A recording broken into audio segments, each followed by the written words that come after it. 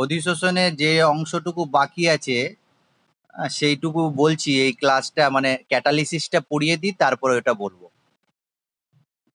আচ্ছা, সারফেস কেমিস্ট্রির নেক্সট একটা টপিক আছে। আগের দিন দেখবে অধিশোষণটা পড়ালাম, আজকে হচ্ছে অনুঘটন বা ক্যাটালিসিস। অনুঘটন এই জিনিসটার সাথে আমরা কিন্তু দীর্ঘদিনের পরিচিতি আছে। যারাই আর কি কেমিস্ট্রি পড়ছো তারা জানো যে অনুঘটন ব্যাপারটা কি আর অনুঘটক ব্যাপারটা কি। তাহলে আগে একটু বলে দিই অনুঘটক বা ক্যাটালিস্ট কাকে বলে। অনুঘটক বা ক্যাটালিস্ট, এই যে অনুঘটক বা ক্যাটালিস্ট, এই কথাটা প্রথম যে আমাদের কাছে নিয়ে আসেন তার নাম হচ্ছে বার্জেলিয়াস। জে বার্জেলিয়াস, বিজ্ঞানী, সুইডিশ একজন বিজ্ঞানী। সে লক্ষ্য করে যে কিছু পদার্থ আছে যে পদার্থগুলো রাসায়নিক বিক্রিয়ায় অংশগ্রহণ করে না, কিন্তু রাসায়নিক বিক্রিয়ার গতিবেগকে বাড়িয়ে দেয়, ত্বরান্বিত করে, রেটটা ইনক্রিজ করে দেয়, রিয়াকশন রেটটাকে। তাকে তিনি নাম দিলেন অনুঘটক। আর সংজ্ঞা কি দিলেন? যে সকল পদার্থের উপস্থিতিতে কোনো রাসায়নিক বিক্রিয়ার বেগ বৃদ্ধি পায় কিন্তু বিক্রিয়ার শেষে উক্ত পদার্থের ভর ও রাসায়নিক সংযুক্তির অপরিবর্তিত থাকে, তাকে অনুঘটক বা ক্যাটালিস্ট বলে। আর এই যে ঘটনা, সেই ঘটনাটাকে বলা হয় অনুঘটন বা ক্যাটালাইসিস। দেখো এই সংজ্ঞাটা আমরা অনেক আগেই পড়েছি, তাই আমি এখানে লিখছি না। তাহলে এইটা একটা পদার্থ, আর অনুঘটনটা কি? একটা প্রক্রিয়া বা ঘটনা।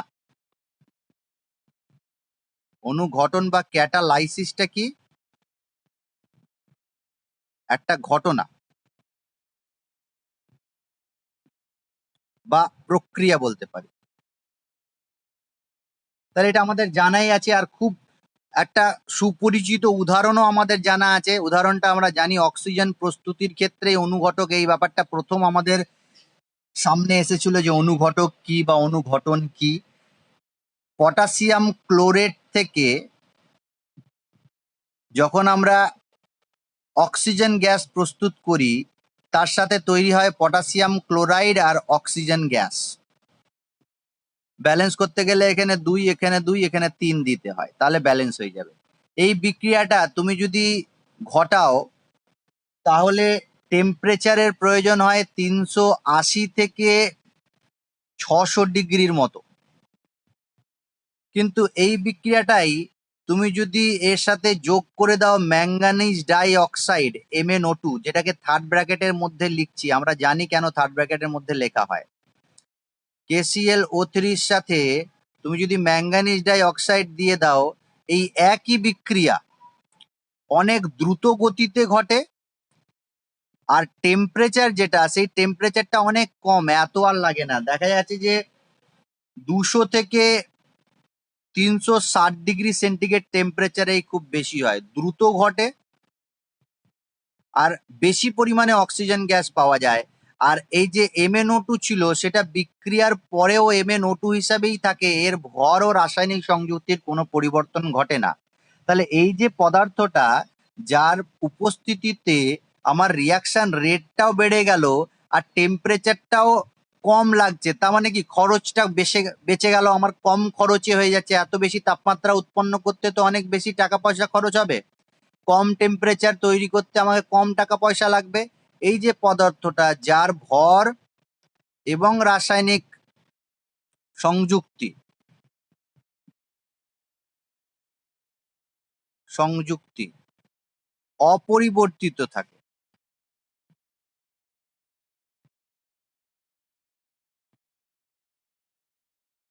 থাকে তাকে আমরা কি বলি? ক্যাটালিস্ট বা অনুঘটক। ক্যাটালিস্ট বা অনুঘটক বলি, ঠিক আছে?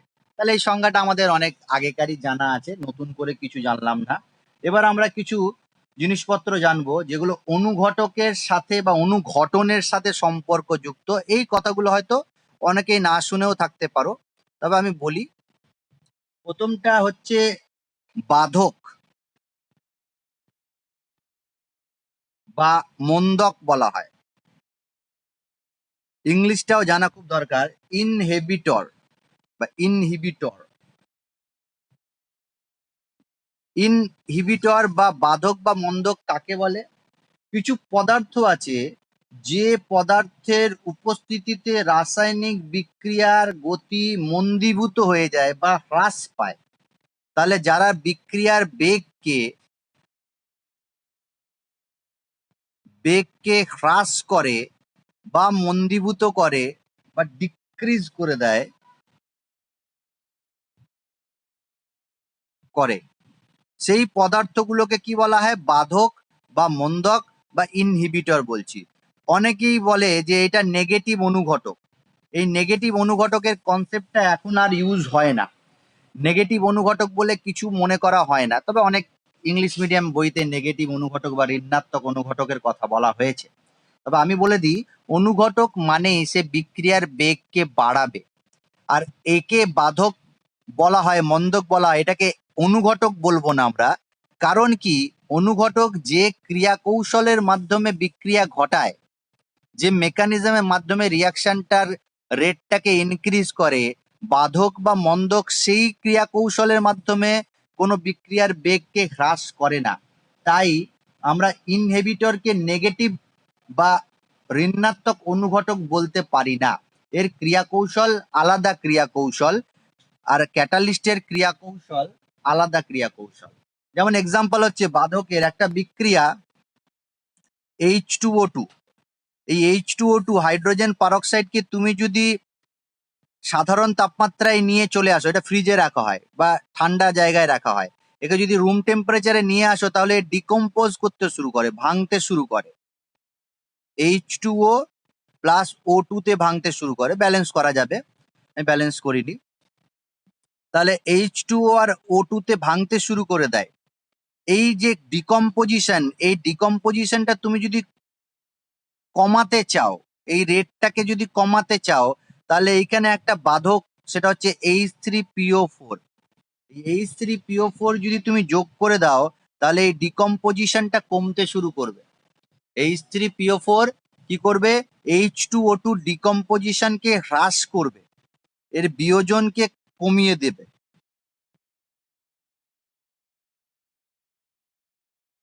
হ্রাস করবে। তাহলে আমি বলতেই পারি যে H3PO4 এখানে বাধক বা মন্দক, ইনহিবিটর। এরকম আরো অনেক বিক্রিয়া আছে, বইতে তুমি পাবে। যেমন আর একটা বিক্রিয়া দেওয়া হয়েছে বাধকের এক্সাম্পলে, তার নাম হচ্ছে ইথাইল অ্যালকোহল। এখানে অ্যালকোহল বলেছে, যেমন ক্লোরোফর্ম CHCl3। এই ক্লোরোফর্ম যদি এর সাথে অক্সিজেন দিয়ে দাও বা বায়ু দিয়ে দাও, অর্থাৎ মুক্ত অবস্থায় তুমি যদি ক্লোরোফর্মকে রেখে দাও, সেই ক্লোরোফর্মটা জারিত হয়ে একটা বিষাক্ত পদার্থ, যার নাম হচ্ছে COCl2, ফসজিন। ফসজিন এই বিষাক্ত পদার্থটা তৈরি করে ক্লোরোফর্ম। কিন্তু তুমি যদি এখানে ইথাইল অ্যালকোহল দিয়ে দাও C2H5OH, তাহলে এই বিক্রিয়াটার রেটটা কমে যায়। এই বিক্রিয়ায় যে ক্লোরোফর্ম থেকে এইটা হওয়ার প্রবণতা বা বিক্রিয়ার হার কমিয়ে দেয়,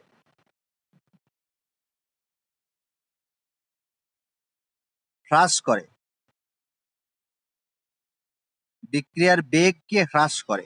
তাহলে এইখানে ইথাইল অ্যালকোহল কি কাজ করছে? ইনহিবিটরের কাজ করছে বা বাধকের কাজ করছে। এইটা হয়ে গেল মন্দক বা বাধক বা ইনহিবিটর। 2 নম্বর আর একটা টার্ম আছে। তাহলে ফসজিন তৈরি হওয়ার থেকে বাধা দেয় কে? ইথাইল অ্যালকোহল বাধা দেয়, ক্লোরোফর্মকে ফসজিনে তৈরি করতে দেয় না। সেই জন্য দেখবে ক্লোরোফর্মকে যখন রাখা হয়, বায়ু নিরুদ্ধ ভাবে রাখা হয়, কালো বোতলে রাখা হয় বা বাদামি বর্ণের বোতলে রাখা হয়, তার মধ্যে 2-1 ফোঁটা ইথাইল অ্যালকোহল মিশিয়ে রাখা হয়। ঠিক আছে, এটা আমরা পরে অ্যালকিল হ্যালাইডে আলোচনা করব ডিটেলসে। এরপরে আসছি অনুঘটক উদ্দীপক। অনুঘটক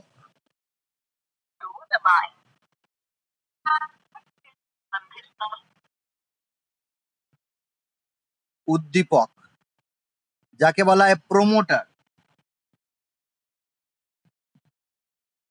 প্রোমোটার প্রোমোটার বা অনুঘটক উদ্দীপক কাকে বলবো? দেখো, নামটা শুনে আমরা বুঝতে পারছি যে অনুঘটককে উদ্দীপ্ত করে। উদ্দীপ্ত করে মানে কি? কিছু পদার্থ আছে যারা নিজে অনুঘটক নয়, নিজে অনুঘটক নয়, কিন্তু অনুঘটকের ক্রিয়াকে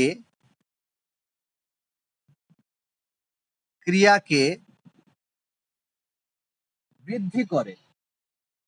তুমি যদি এই পদার্থগুলোকে অনুঘটকের সাথে অল্প পরিমাণে মিশিয়ে দাও, তাহলে সে কি করবে? বিক্রিয়ার বেগকে বাড়াবে ঠিকই, কিন্তু কি করে? অনুঘটকের ক্রিয়াটাকে বাড়িয়ে দিয়ে বিক্রিয়ার বেগটাকে বাড়াবে। ডাইরেক্ট এরা বিক্রিয়ার বেগকে বাড়ায় না, সাহায্য করে না বিক্রিয়ার বেগ বাড়াতে, কিন্তু অনুঘটকের ক্রিয়াকে যদি বৃদ্ধি করে, তাহলে সেই অনুঘটকের সক্রিয়তা বা ক্রিয়াশীলতা বেড়ে গেলে সে রিয়াকশনকে বাড়িয়ে দেবে বা রিয়াকশনের বেগকে বাড়িয়ে দেবে। তারা যে সকল পদার্থ নিজে অনুঘটক নয় কিন্তু সামান্য পরিমাণ অনুঘটকের সাথে মিশিয়ে দিলে যারা অনুঘটকের ক্রিয়া বা কার্যকারিতাকে বাড়িয়ে দেয়, অনুঘটকের ক্ষমতাটাকে বাড়িয়ে দেয়, তাদেরকে বলা হয় অনুঘটক উদ্দীপক। তার মানে এরা rate of the reaction directly increase করে না, কিন্তু অ্যাক্টিভিটি অফ ক্যাটালিস্ট ইনক্রিজ করে দেয়। ক্যাটালিস্টের অ্যাক্টিভিটি ইনক্রিজ করে দেওয়া মানে কি? রিয়াকশনের রেটটাকে ইনক্রিজ করে দেওয়া। এর এক্সাম্পলটা দিচ্ছি, আমি উদাহরণ দিচ্ছি। যেমন একটা বিক্রিয়া, অ্যামোনিয়া প্রস্তুতির বিক্রিয়া, হেবার পদ্ধতিতে, হেবার প্রসেস।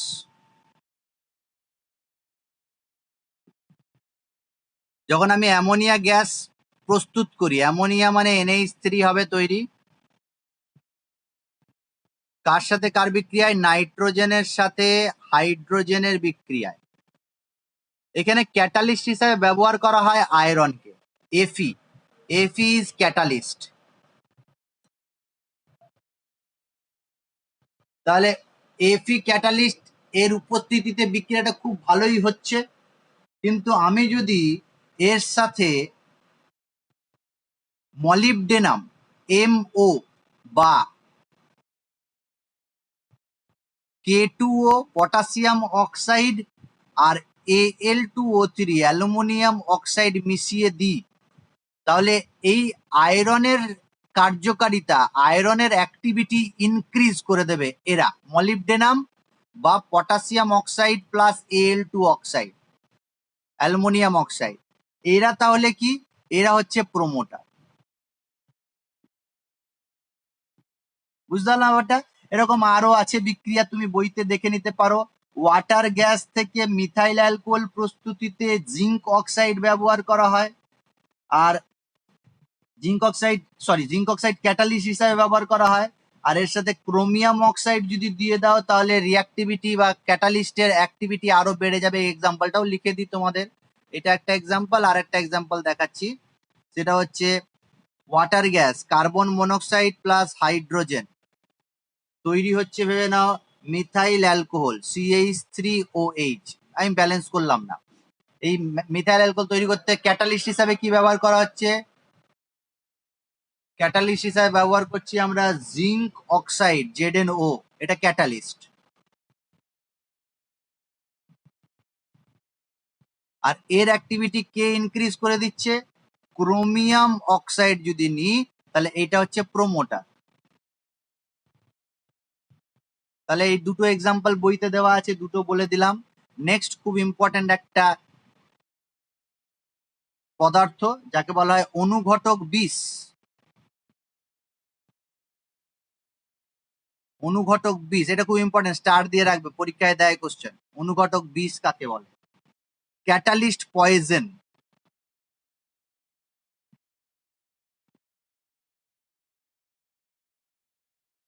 ক্যাটালিস্ট পয়জন মানে নামটা শুনেই বুঝতে পারছো। এর আগে বললাম ক্যাটালিস্ট উদ্দীপক, অনুঘটক উদ্দীপক, আর এটা বলছি অনুঘটক বিষ।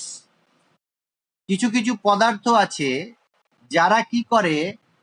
বিক্রিয়ার বেগকে ডাইরেক্ট কমাবে না, ক্যাটালিস্টের সক্রিয়তাটাকে নষ্ট করে দেবে বা প্রায় শেষ করে দেবে, ক্যাটালিস্টটাকে পুরোপুরি নষ্ট করে দেবে, ক্যাটালিস্টের কার্যকারিতাকে কমিয়ে দেবে বা ক্যাটালিস্টের কার্যকারিতাকে একদমই বিনষ্ট করে দেবে, একদমই শেষ করে দেবে, তাদেরকে বলা হয় ক্যাটালিস্ট পয়জন।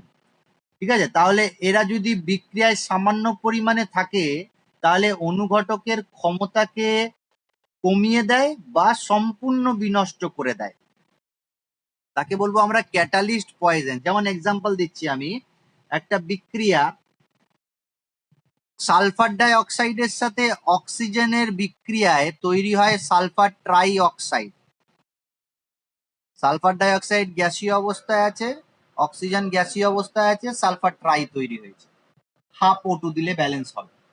এখন এখানে ক্যাটালিস্ট হিসাবে ব্যবহার করা হয় প্লাটিনামকে, পিটি, প্লাটিনাম ইজ ক্যাটালিস্ট। তাহলে বিক্রিয়া খুব ভালোই হচ্ছে, প্লাটিনাম অনুঘটকের উপস্থিতিতে সালফার ডাই অক্সাইড আর অক্সিজেনের বিক্রিয়ায় সালফার ট্রাই অক্সাইড খুব ভালো উৎপন্ন হচ্ছে। এখন আমি কি করলাম, এইখানে যদি সামান্য পরিমাণে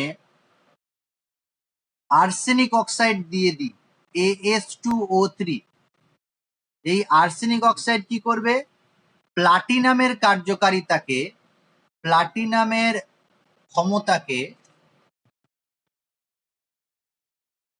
কমিয়ে দেবে,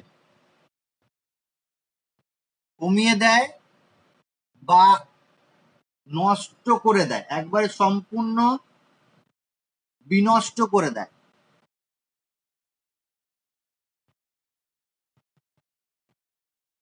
ফলে বিক্রিয়ার বেগও কমে যাবে। একে বলছি, আর্সেনিক অক্সাইডকে বলছি অনুঘটক বিষ।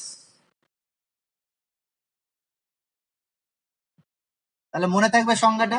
এরকম আরো এক্সাম্পল আছে, বইতে দেখে নেবে। অ্যামোনিয়া প্রস্তুতির ক্ষেত্রে আয়রন তো ক্যাটালিস্ট হিসাবে নিচ্ছি, এই আয়রনের জায়গা, আয়রনের সাথে যদি মলিবডেনাম নিই তাহলে রিয়াকশন রেট বেড়ে যায়, আর যদি H2S হাইড্রোজেন সালফাইড নিয়ে নিই তাহলে বিক্রিয়ার বেগটাকে কমিয়ে দেয়, তাহলে হাইড্রোজেন সালফাইড হচ্ছে অনুঘটক বিষ। তাহলে এই একটা রিয়াকশন যদি মুখস্থ রাখো তাহলে প্রোমোটারের এক্সাম্পলও হয়ে যাবে। আর এইখানে যদি আমি আলাদা করে লিখছি, যদি H2S মিশিয়ে দিই, বিক্রিয়ার বেগ, বিক্রিয়ার বেগ না লিখে লিখবো আয়রনের কার্যকারিতা হ্রাস পায়, আয়রনের কার্যকারিতা হ্রাস পাবে। এই H2S কে তাহলে কি বলবো, অনুঘটক বিষ। তাহলে একটা রিয়াকশনের দুটো আমি যে মনে রাখতে, প্রোমোটার মনে রাখতে পারবো আর এটাও মনে রাখতে পারবো, তাহলে দুটো হয়ে গেলে, একটা পড়লেই দুটো জেনে গেলে। এই কটা জিনিস পরীক্ষায় দেয়, কিন্তু বেশিরভাগই দেয় অনুঘটক বিষ। এছাড়া প্রোমোটারও দেয়, বাধকও দেয়, তবে বেশি দেয় অনুঘটক বিষ।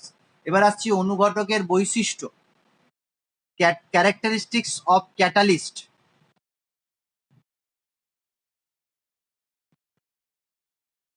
তোমরা নিজেরাই অনেকগুলো জানো ক্যাটালিস্টের বৈশিষ্ট্য, একজন বলো দেখি, কেউ একজন, ক্যারেক্টারিস্টিক্স অফ ক্যাটালিস্ট বলো। ক্যাটালিস্টের প্রথম যেটা কাজ হচ্ছে যে বিক্রিয়ার বেগকে বাড়িয়ে দেয়,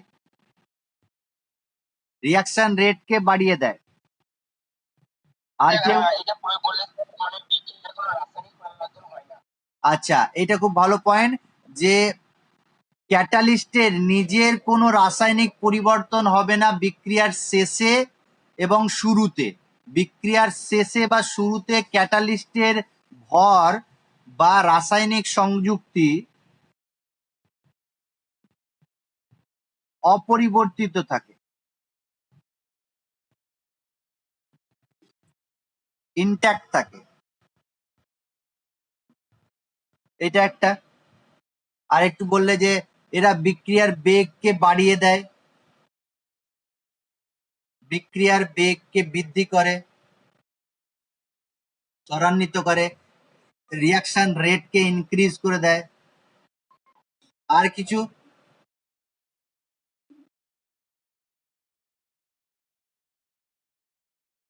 এবার আরেকটা ব্যাপার আছে, যদি তুমি অল্প পরিমাণে ক্যাটালিস্ট নাও তাহলেই খুব ভালো কাজ হয়।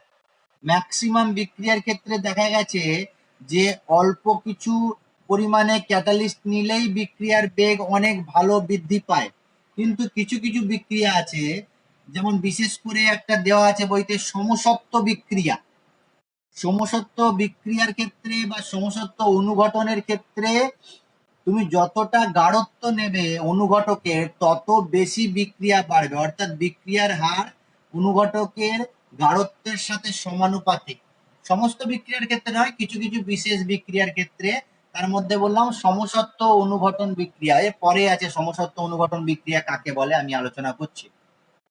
আর কি আছে, অনুঘটক কোনো বিক্রিয়াকে শুরু করতে পারে না, অর্থাৎ অনুঘটক না দিলেও বিক্রিয়া শুরু হয়ে যাবে, বিক্রিয়া শেষও হয়ে যাবে। তাহলে অনুঘটক কি করে, কেবলমাত্র বিক্রিয়ার বেগকে বাড়ায়, শুরু বা শেষ করে না। আর অনুঘটক বিক্রিয়া যদি কোনো উভয়মুখী বিক্রিয়া থাকে, উভয়মুখী বিক্রিয়া, সম্মুখ বিক্রিয়া আর বিপরীত বিক্রিয়া, ফরওয়ার্ড আর ব্যাকওয়ার্ড রিয়াকশন যদি থাকে, অনুঘটক কি করে, দুটোরই বেগ বাড়িয়ে দেয়। অর্থাৎ ফরওয়ার্ড রিয়াকশন রেট যদি ইনক্রিজ করে দেয় তাহলে আমরা জানি যে ব্যাকওয়ার্ড রিয়াকশন রেটও বেড়ে যাবে, এটা আমরা পড়ে নিয়েছি আগে কেমিক্যাল ইকুইলিব্রিয়ামে। তাহলে ক্যাটালিস্ট ফরওয়ার্ড রিয়াকশন আর ব্যাকওয়ার্ড রিয়াকশন দুটোরই রেটকে ইনক্রিজ করে দেয়। তাই সাম্য ধ্রুবক যাকে বলা হয় ইকুইলিব্রিয়াম কনস্ট্যান্ট, এর ওপর ক্যাটালিস্টের কোনো প্রভাব নেই। মনে আছে কেমিক্যাল ইকুইলিব্রিয়ামে যখন বলেছিলাম যে লাসাতেলিয়ান নীতি পড়াচ্ছিলাম, সাম্য ধ্রুবকের ওপর ক্যাটালিস্টের প্রভাব, সাম্য ধ্রুবকের ওপর তাপমাত্রার প্রভাব, চাপের প্রভাব, এগুলো সব বলেছিলাম না?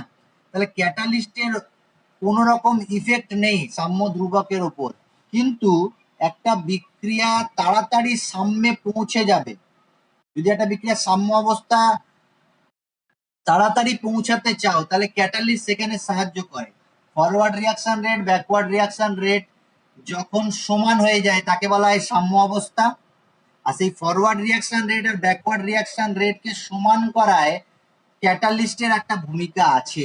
তাহলে ক্যাটালিস্ট উভয়মুখী বিক্রিয়ার ক্ষেত্রে তাড়াতাড়ি সাম্যে পৌঁছে দেয়, সাম্য ধ্রুবকের ওপর ইকুইলিব্রিয়াম কনস্ট্যান্টের ওপর এর কোনো প্রভাব নেই। আর কি, অনুঘটকের সুনির্দিষ্টতা, এটা ইম্পর্টেন্ট একটা পয়েন্ট, 5 নাম্বার পয়েন্ট, অনুঘটকের স্পেসিফিসিটি, সুনির্দিষ্টতা।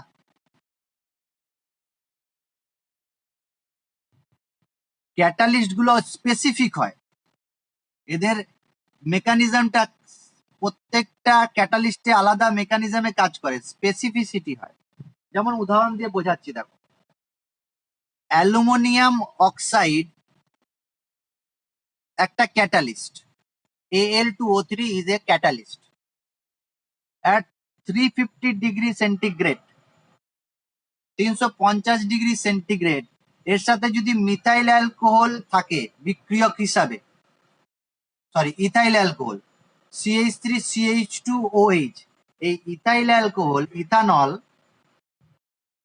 অ্যালুমিনিয়াম অক্সাইডের উপস্থিতিতে কি তৈরি করে, CH2 ডাবল বন্ড CH2 আর ওয়াটার, তার মানে ডিহাইড্রেশন হয়, ডিহাইড্রেশন। ডিহাইড্রেশন মানে জানি তো, ওয়াটার রিমুভ হয়, ডিহাইড্রেশন মানে আমরা জানি ওয়াটার রিমুভ হয়ে যায়। তাহলে এই ক্যাটালিস্ট কি করছে, dehydrogenating agent, dehydration sorry dehydrating agent, dehydrating catalyst, কি নিয়েছি, ইথাইল অ্যালকোহল। এখন আমি যদি ক্যাটালিস্টটাকে চেঞ্জ করে দিই, যেমন আমি কি নিয়েছি, ক্যাটালিস্ট হিসাবে নিয়েছি copper Cu, temperature 300 degree centigrade, reactant একই নিয়েছি ethyl alcohol,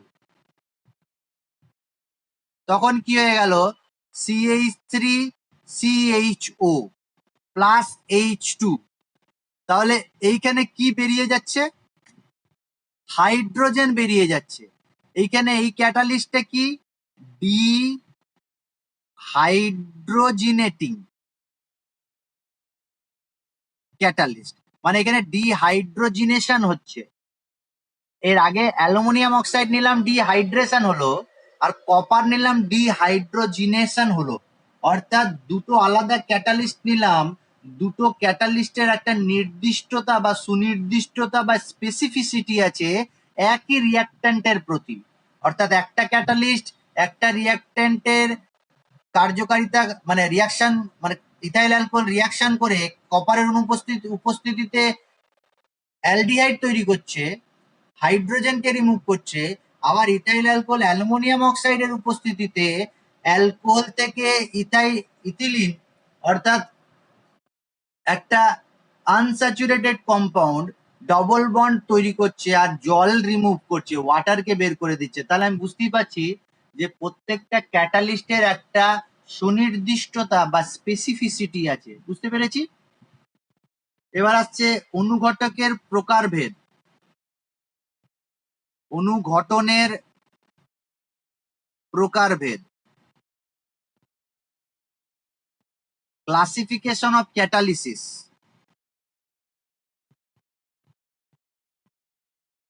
classification of catalysis, catalysis. এটা একটু বইয়ের সাথে আমি একটু আলাদা রকম বলবো, বইতে যেটা লেখা আছে পুরোপুরি ঠিক নয়। আচ্ছা, দুই ভাগে ভাগ করা যায়। এক নাম্বার, একটাকে বলা হয় সমসত্ব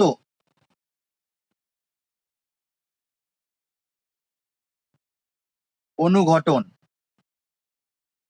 যাকে ইংলিশে বলা হয় হোমোজিনিয়াস ক্যাটালিসিস।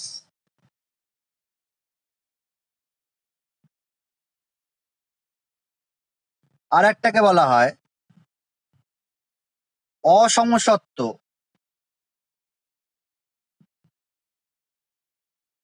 অনুঘটন, হেটারোজিনিয়াস।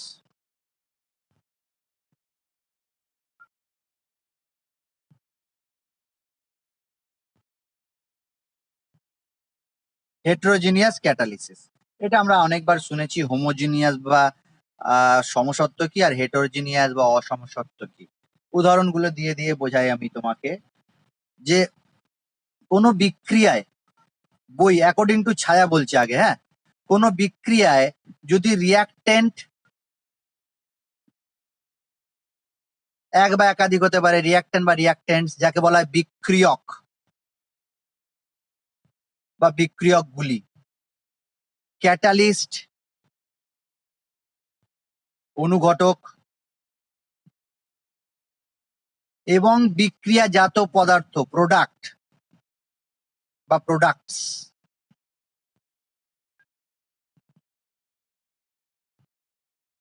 সবাই যদি সেম ফেজে হয়, সেম ফেজ, একই দশায় হয়, দশাগুলো যদি একই হয়, তাহলে সেই বিক্রিয়াকে বলা হয় সমসত্ব অনুঘটন বিক্রিয়া। অ্যাকর্ডিং টু ছায়া বললাম, রিয়াক্ট্যান্ট, ক্যাটালিস্ট, প্রোডাক্ট সবাই সেম ফেজে আছে, সবাই গ্যাসিয়াস বা সবাই লিকুইড স্টেটে আছে, তাহলে এই ধরনের বিক্রিয়াকে বলবো আমরা সমসত্ব অনুঘটন বিক্রিয়া। যেমন একটা এক্সাম্পল দিচ্ছি, H2SO4 প্রস্তুত করছো লেড চেম্বার পদ্ধতিতে, তখন কি করছি আমরা SO2 কে জারিত করছি অক্সিজেনের উপস্থিতিতে, ক্যাটালিস্ট হিসাবে লিখছি নাইট্রিক অক্সাইড, এটাও গ্যাস, তৈরি হচ্ছে 2SO3 গ্যাস। তাহলে এটা ভালো করে দেখলে বুঝতে পারবে যে এখানে বিক্রিয়ক সালফার ডাইঅক্সাইড, অক্সিজেন দুটোই গ্যাসিয়াস ফেজে আছে, গ্যাস ফেজ। আর নাইট্রিক অক্সাইড অনুঘটক ক্যাটালিস্ট, এও গ্যাসিয়াস ফেজে আছে। আর প্রোডাক্ট, এটাও গ্যাসিয়াস ফেজে আছে। তাহলে এই ধরনের বিক্রিয়াকে বলছি আমরা সমসত্ব অনুঘটন। কিন্তু আমি বলে দিই তোমাদেরকে, এটা বইতে লেখা নেই, রিয়াক্ট্যান্ট আর ক্যাটালিস্ট যদি সেম ফেজে হয় তাহলেই তাকে বলা হয় সমসত্ব অনুঘটন। রিয়াক্ট্যান্ট আর ক্যাটালিস্ট এরা দুজনা সেম ফেজে থাকলেই তাকে বলবো আমরা সমসত্ব অনুঘটক, বইতে এটা বলা নেই, তবে একটু জেনে রাখা দরকার আছে, জয়েন্টে প্রয়োজন হতে পারে। আর এখানে বুঝতেই পারছো যে এইখানে রিয়াক্ট্যান্ট, ক্যাটালিস্ট আর প্রোডাক্ট সেম ফেজে হবে না, আলাদা ফেজে থাকবে, তাহলে তাকে বলবো হেটেরোজিনিয়াস ক্যাটালিসিস। বা খুব ভালো করে যদি বলি, রিয়াক্ট্যান্ট আর ক্যাটালিস্ট যদি আলাদা ফেজে থাকে তাহলেই তাকে হেটেরোজিনিয়াস ক্যাটালিসিস আমি বলে দেবো।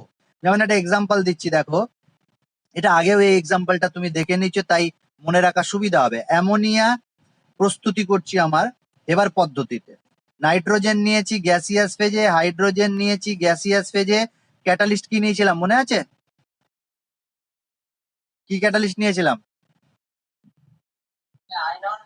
আয়রন নিয়েছি, তাহলে আয়রন সলিড স্টেটে আছে। আর প্রোডাক্ট যেটা হচ্ছে অ্যামোনিয়া গ্যাস উৎপন্ন হচ্ছে, তাহলে দেখো এইখানে রিয়াক্ট্যান্ট, ক্যাটালিস্ট আর প্রোডাক্ট আলাদা ফেজে আছে, তাহলে ক্যাটালিস্ট সলিড ফেজে আছে। সাধারণত হেটেরোজিনিয়াসে মনে রাখবে ক্যাটালিস্টটা সলিড ফেজে থাকে, আর এইগুলো গ্যাস ফেজে আছে, তাহলে একে বলছি হেটেরোজিনিয়াস ক্যাটালিসিস। এক্সাম্পল অনেক আছে, আমি আরেকটা এক্সাম্পল দিয়ে দিই তোমাদেরকে, যেমন অ্যাকুয়াস ফেজের একটা দেখাচ্ছি। হ্যাঁ, সুক্রোজ, সুক্রোজের আর্দ্র বিশ্লেষণ বলি, চিনির আর্দ্র বিশ্লেষণ C12H22O11। এবার তুমি মনে করবে যে স্যার এটা তো সলিড, একে জলের মধ্যে গুলে দিলাম, তাহলে মিডিয়ামটা হয়ে গেল অ্যাকুয়াস মিডিয়াম। এর সাথে ওয়াটার নিয়ে নিলাম H2O, লিকুইড বা অ্যাকুয়াস মিডিয়াম। আর এর সাথে কি নিলাম? HCl নিয়েছি, HCl কে আমি H প্লাস হিসাবে লিখছি, এটাও জলে দ্রবীভূত অবস্থায় আছে, আমি এখানে ব্র্যাকেটে উপরে HCl লিখে রাখলাম। হ্যাঁ, লিকুইড বা অ্যাকুয়াস মিডিয়ামে HCl কে নিয়েছি, তাহলে H প্লাস। প্রোডাক্ট যেটা তৈরি হবে সেটা হচ্ছে C12C6H12O6, মানে গ্লুকোজ হবে 1 মোল, অ্যাকুয়াস লিখলাম, গ্লুকোজ আর 1 মোল তৈরি হবে, যদিও এইদিকে ডান দিকে লেখার কথা আমি নিচে লিখি। হ্যাঁ, আর 1 মোল হবে ফ্রুক্টোজ, ফর্মুলা একই C6H12O6, এটাও অ্যাকুয়াস মিডিয়াম, ফ্রুক্টোজ। তাহলে কি দেখতে পাচ্ছি? অ্যাকুয়াস মিডিয়াম বা লিকুইড মিডিয়াম, লিকুইড মিডিয়াম বলে না, অ্যাকুয়াস মিডিয়ামে বলে, সবগুলো দেখো রিয়াক্ট্যান্ট আর ক্যাটালিস্ট আর প্রোডাক্ট সবই সেম ফেজে আছে, তাহলে এটা হয়ে গেল হোমোজিনিয়াস ক্যাটালিসিস, হোমোজিনিয়াস ক্যাটালিসিস। এবার আমরা এইটা দিয়ে বলবো, পরীক্ষার সময় ছায়া প্রকাশনী যে সংজ্ঞা সেটাই লিখবে, অসুবিধা কিছু নেই। আর হেটেরোজিনিয়াস এর আরেকটা এক্সাম্পল দিয়ে, এরকম অনেক এক্সাম্পলই আছে হেটেরোজিনিয়াস। অ্যামোনিয়া প্রস্তুতি বললাম একটা, আর একটা বলে দিই তোমাদের, বেরোনা তুমি এইটা একটা জানা বিক্রিয়া, তবে একটা নতুন বিক্রিয়া বলি। উদ্ভিজ তেল, ভেজিটেবল অয়েল যেটা তৈরি করি আমরা, বা যে ভেজিটেবল তেল পাওয়া যায় সেটা থেকে চর্বি তৈরি করব, অয়েল থেকে ফ্যাট তৈরি করব। কি এক্সাম্পলটা দিচ্ছিলাম? যে ভেজিটেবল অয়েল থেকে ফ্যাট তৈরি হওয়া, উদ্ভিজ তেল থেকে, উদ্ভিদ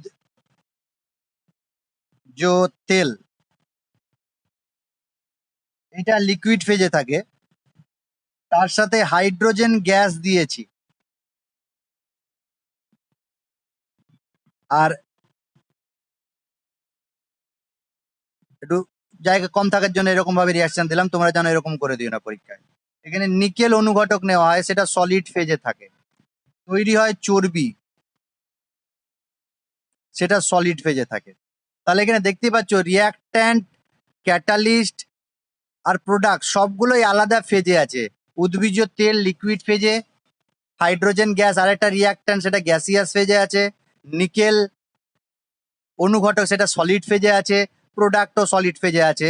তাহলে এইটা কিন্তু একটা অসমসত্ব অনুঘটন বা হেট্রোজিনিয়াস ক্যাটালিসিসের একটা এক্সাম্পল। এরকম অনেক এক্সাম্পল তুমি বইতে পাবে, সবগুলোই করে রাখলে ভালো, তবে একটা একটা করে যেন মুখস্থ থাকে তোমাদের, একটা করে অবশ্যই মুখস্থ রাখবে, পারলে দুটো করে মুখস্থ রাখবে প্রত্যেকটা।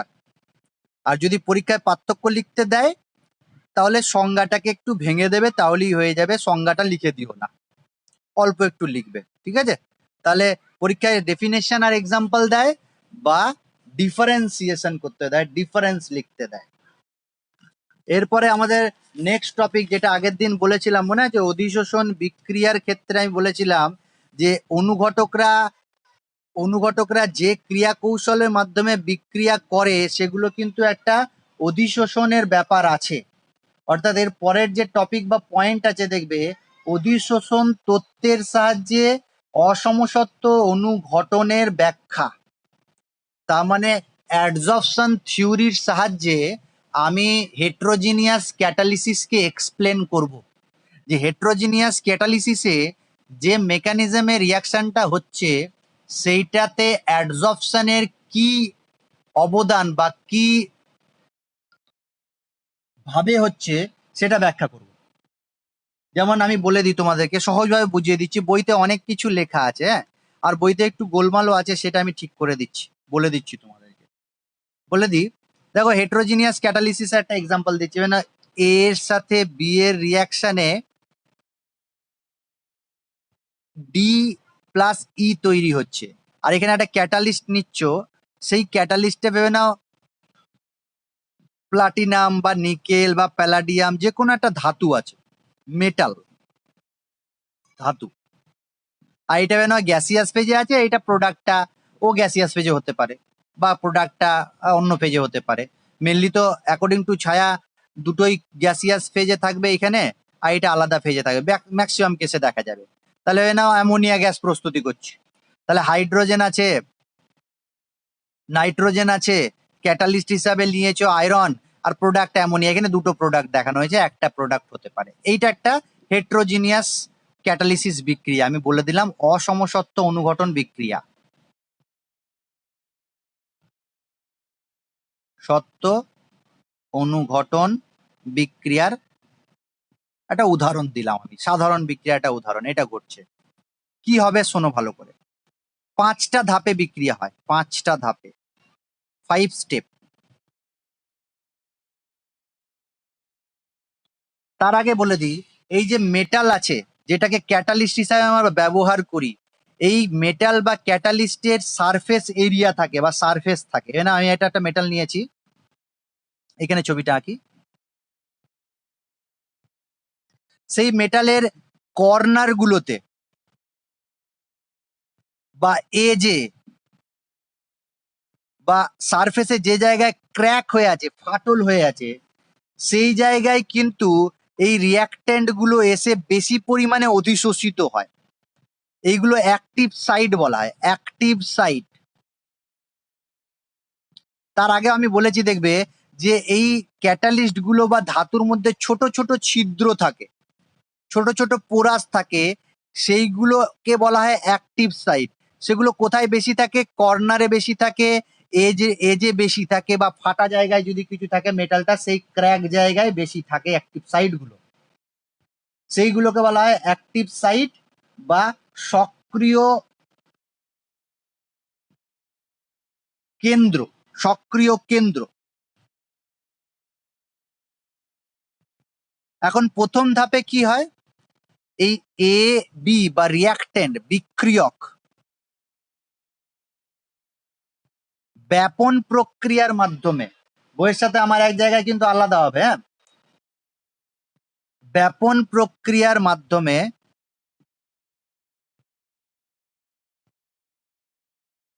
এই অধিশোষকের বা এই মেটালটা এখানে কি অধিশোষক, তো এখানে লিখে রাখছি অধিশোষক,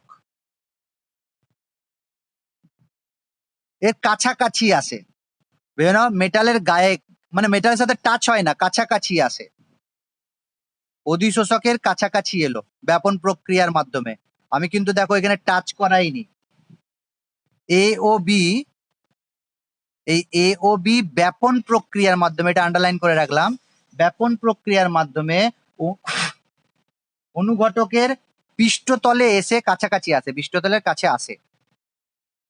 2 নম্বর কি হয়, 2 নম্বরে ওই যে এ আর বি অনুঘটকের সাথে বা অনুঘটকের গায়ে অধিশোষিত হয়ে যায়, কেমিক্যাল অ্যাডজর্পশনের মাধ্যমে এ আর বি, কারণ এটা রাসায়নিক বিক্রিয়া হচ্ছে, তাহলে কেমিক্যাল অ্যাডজর্পশনই হবে,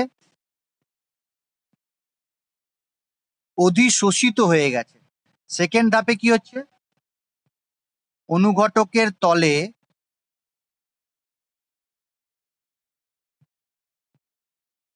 অধিশোষণ ঘটে, কার? এ এবং বি এর।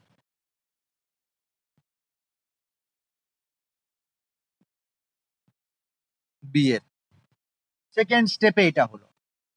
থার্ড স্টেপে কি হয়? থার্ড স্টেপে আমি বড়, ছবিগুলো বড় হয়ে যাচ্ছে, হ্যাঁ এইরকম একই সাইজ হবার কথা, বড় হয়ে যাচ্ছে, মানে তোমরা জানো পরীক্ষা আবার ভেবো না যে এটা ছোট এটা বড় আবার বড়, এরকম কিছু নয়। হ্যাঁ, এবার কি হয়, এই এ আর বি নিজেদের মধ্যে বিক্রিয়া করে একটা অ্যাক্টিভেটেড কম্পাউন্ড তৈরি করে, সক্রিয়করণ জটিল যৌগ, যেটাকে আমি এরকম ভাবে দেখাচ্ছি।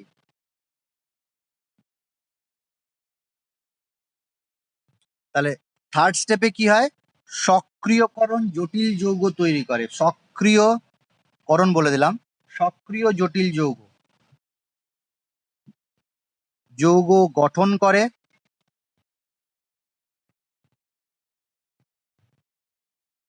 এই থার্ড স্টেপে।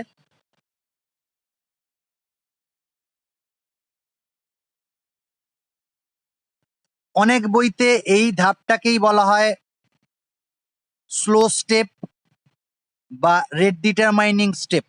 স্লো স্টেপ, তোমাদের বইতে এর পরের স্টেপটাকে স্লো স্টেপ বা রেট ডিটারমাইনিং স্টেপ বলেছে। 4 নাম্বার ধাপে কি হয়, 4 নাম্বার ধাপে এই যে এ আর বি সক্রিয় যৌগ তৈরি করেছে, জটিল যৌগ তৈরি করেছে, অ্যাক্টিভেটেড কমপ্লেক্স তৈরি করেছে, অ্যাক্টিভেটেড কমপ্লেক্স তৈরি করেছে, তারা বিয়োজিত হয়ে এই সক্রিয় জটিল যৌগ বিয়োজন ঘটে, ঘটে প্রোডাক্ট তৈরি করে। যেমন এইখানে তৈরি হয়েছে ডি এবং ই, ব্র্যাকেটে লিখলাম প্রোডাক্ট, প্রোডাক্ট উৎপন্ন করে,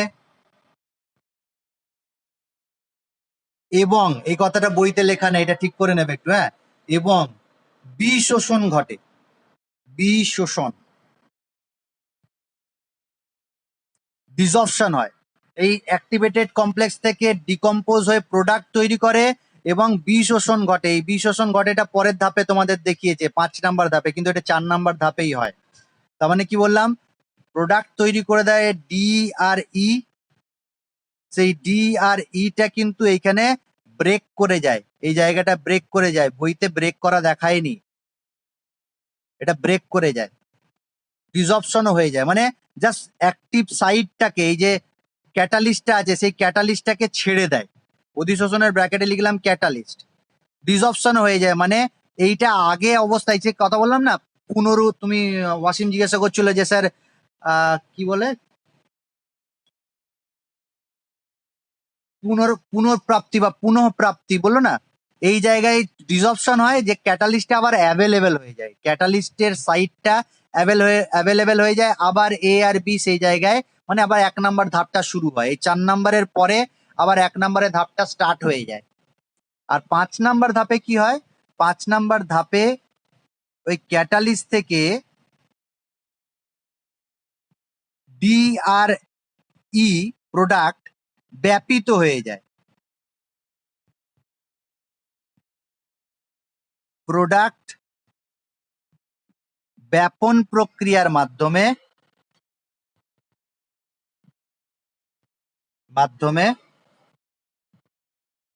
দূরীভূত হয়, বাইরে চলে যায় বা অন্য জায়গায় সরে যায়। এইটাকে আমরা বললাম এই 5টা ধাপের সাহায্যে ক্যাটালিস্ট বা যে কোনো অনুঘটন বিক্রিয়া বা হেটারোজিনিয়াস ক্যাটালিসিস বিক্রিয়া এই থিওরির মাধ্যমে বা অ্যাডজর্পশন থিওরির মাধ্যমে এইভাবে ব্যাখ্যা করা যায়। আর এটা কি হলো, আবার এই ক্যাটালিস্টটা অধিশোষকটা দ্যাট ইজ ক্যাটালিস্ট ফ্রি হয়ে যায় বা অ্যাভেলেবেল হয়ে যায়, পুনঃ প্রাপ্তি ঘটে যেটা বলছিলাম, আবার অ্যাভেলেবেল হয়ে গেল। এই 5টা ধাপে, তাহলে মেন ধাপ কিন্তু যদি বলি 3টেই। এই যে ব্যাপন প্রক্রিয়ার মাধ্যমে এসে অধিশোষণ হচ্ছে, এটাকে আমরা একটা ধাপ বলতে পারি। ওল্ড কনসেপ্টে এটাই ছিল যে ব্যাপন প্রক্রিয়া আর অধিশোষণ হলো, এইখানে অধিশোষণ হলো, এটা একটা ধাপ। আচ্ছা, এরপরে কি হলো, অ্যাক্টিভেটেড কম্পাউন্ড আর প্রোডাক্ট তৈরি একসাথে হলো, বা এই যে এইটা 2 নম্বর ধাপ, যেটাতে অ্যাক্টিভেটেড কম্পাউন্ড তৈরি হয়েছে, এটা 2 নম্বর ধাপ। আর যে 3 নম্বর প্রোডাক্ট তৈরি আর ডিসঅপশন আর ব্যাপন, এটা একটা 3 নম্বর ধাপ। এই 3টে ধাপে করে দিতে পারি আমরা, ব্যাপারটাকে মনে রাখতে পারি যে প্রথম ধাপে ব্যাপিত হয়ে অধিশোষণ হবে, দ্বিতীয় ধাপটা যেটাকে আমরা এখানে থার্ড স্টেপ বলছি, অ্যাক্টিভেটেড কম্পাউন্ড তৈরি হবে, এটাই কিন্তু স্লো স্টেপ, বিক্রিয়ার হার নির্ণায়ক ধাপ। এটাই এই বিক্রিয়া হার নির্ণায়ক ধাপ, এইটাই বলছি, তোমরা পরীক্ষা এটাকেই বলবে, বইতে যাই বলুক না কেন। আর 4 নম্বর আর 5 নম্বর যেটা বলছি, যেখানে প্রোডাক্ট তৈরি হয়ে ডিসঅপশন হচ্ছে আর ব্যাপিত হয়ে বেরিয়ে চলে যাচ্ছে প্রোডাক্ট গুলো, আবার অধিশোষকটা অ্যাভেলেবেল হয়ে যাচ্ছে, ক্যাটালিস্টটা আবার অ্যাভেলেবেল হয়ে যাচ্ছে, সেটাকে বলছি আমরা লাস্ট প্রসেস বা লাস্ট ধাপ, 3 নম্বর ধাপ। তাহলে এখানে আশা করি তোমাদের কোনো বুঝতে অসুবিধা হয়নি, পুরো ব্যাপারটাকে ভালো করে পড়ে নেবে একবার। আর আমি যেটা বললাম সেই জায়গাটা মনে রাখবে, বইয়ের সাথে মিলবে না এক জায়গায়। আচ্ছা, এরপরে যে দুটো জিনিস বলা আছে ছোট্ট করে বইয়ের ওই পেজেই বলা আছে 286 পাতায়, সেটা সহজ করে বলে দিই একটু। প্রথমটা হচ্ছে কঠিন অনুঘটকের উপস্থিতিতে গ্যাসীয় বিক্রিয়ার হার বৃদ্ধি পায়। যদি ক্যাটালিস্টটা কঠিন থাকে তাহলে কোনো গ্যাসিয়াস ফেজে রিয়াকশনের রেটটা বেড়ে যায়। কারণ কি, এখানে ক্যাটালিস্টের সারফেসটা পাওয়া যায়, সেই সারফেসে প্রচুর পরিমাণে রিয়াকশন হয়, রিয়াক্ট্যান্টটা এখানে পাওয়ার জায়গা পায়, এখানে দাঁড়িয়ে বা এখানে বসে বিক্রিয়া করার জন্য। দাঁড়িয়ে বসে বিক্রিয়া হয় না, তবে এইখানে এই সারফেস এরিয়াটা থাকার জন্য, ক্যাটালিস্টের এই সারফেস এরিয়াটা থাকার জন্য রিয়াক্ট্যান্টের সুবিধা হয় রিয়াকশন করা, গ্যাসিয়াস রিয়াক্ট্যান্টের সুবিধা হয়, যেটা গ্যাসিয়াস ক্যাটালিস্ট নিলে এই সুবিধাটা হয় না। হোমোজিনিয়াস রিয়াকশনের ক্ষেত্রে এই সুবিধাটা হয় না। কঠিন অনুঘটকের উপস্থিতিতে গ্যাসীয় বিক্রিয়ার হার বৃদ্ধি পায়। আর একটা কি, সমসত্ব অসমসত্ব অনুঘটনে ব্যাপনের ভূমিকা কি? এই যে ব্যাপন হচ্ছে, এই ব্যাপনের ভূমিকা কি? ব্যাপিত যত ভালো ব্যাপন হবে তত ভালো রিয়াক্ট্যান্ট গুলো অনুঘটকের গায়ে এসে অধিশোষিত হতে পারবে, আর যত ভালো ব্যাপন হবে তত ভালো প্রোডাক্ট গুলো অনুঘটকের গা থেকে বেরিয়ে চলে যাবে, আর অনুঘটকের জায়গাটাকে, অ্যাক্টিভ সাইটটাকে ফাঁকা করে দেবে, আবার অন্য বিক্রিয়ক সেই জায়গায় এসে বিক্রিয়া করার সুযোগ পাবে। তাই ব্যাপন প্রক্রিয়াটা খুব গুরুত্বপূর্ণ এই বিক্রিয়াগুলোর ক্ষেত্রে। এখানে পর্যন্ত বুঝতে অসুবিধা হয়নি কারো? অনুঘটকের সক্রিয়তা বা অ্যাক্টিভিটি অফ ক্যাটালিস্ট, এটা বলতে কি বুঝি দেখো। একটু আগেই আমি বলছিলাম যে অসমসত্ব ক্যাটালিসিস বিক্রিয়ায় অনুঘটকের একটা অবদান আছে। এখানেও কিন্তু অ্যাক্টিভিটি অফ ক্যাটালিসিস বলতে অ্যাকচুয়ালি কঠিন ক্যাটালিস্টের কথাই বলছে। কঠিন ক্যাটালিস্ট যদি থাকে, তার অ্যাক্টিভ সাইট থাকে, একটু আগেই বলেছি অ্যাক্টিভ সাইট থাকে, এটা না একটা ক্যাটালিস্ট, তার অ্যাক্টিভ সাইট আছে, এগুলো অ্যাক্টিভ সাইট। এইখানে যখন কোনো রিয়াক্ট্যান্ট এসে অ্যাটাচ হবে, সে কিভাবে অনেকটা এরিয়া পাবে বা জায়গা পাবে রিয়াকশনটা করার জন্য।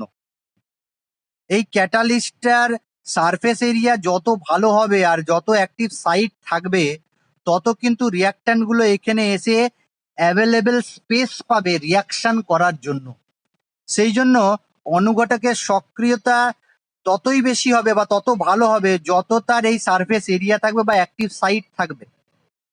সেই অ্যাক্টিভ সাইটটার একটা বৈশিষ্ট্য বলছি, যে অ্যাক্টিভ সাইটটা এমন হলো যে রিয়াক্ট্যান্ট এসে স্ট্রংলি অ্যাটাচ হয়ে গেল। খুব তীব্রভাবে অধিশোষিত যদি হয়ে যায় তাহলে কি সমস্যা হবে? সমস্যাটা হবে ডিসঅপশনে সমস্যা হয়ে যাবে।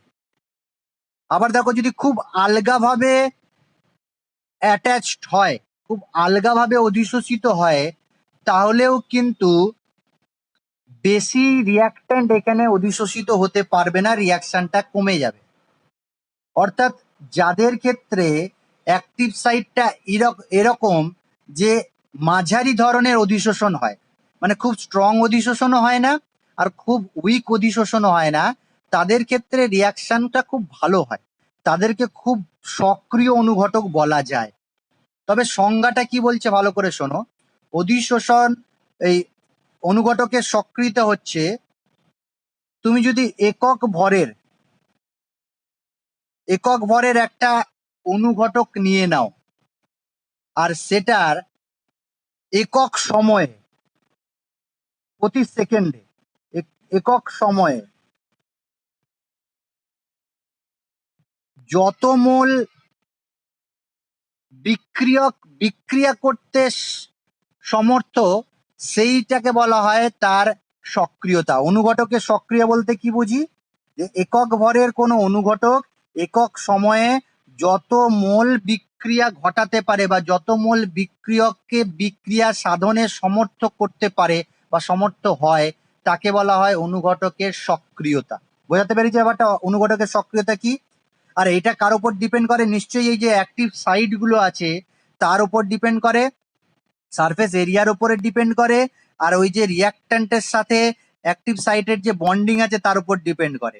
তাহলে একক ভরের কোনো অনুঘটক একক সময়ে যত মোল বিক্রিয়া ঘটাতে পারে তাকে তার সক্রিয়তা বা অ্যাক্টিভিটি বলা হয়। এর একক আছে, ইউনিটটা কি হবে বুঝতেই পারছো, মোল, গ্রাম ইনভার্স আর সেকেন্ড ইনভার্স, এটা হচ্ছে সক্রিয়তার একক। বুঝতে পেরেছো আশা করি। এরপরে আসছে সুনির্দিষ্টতা বা selectivity of catalyst.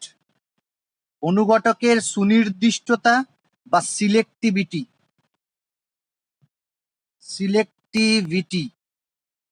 Of catalyst.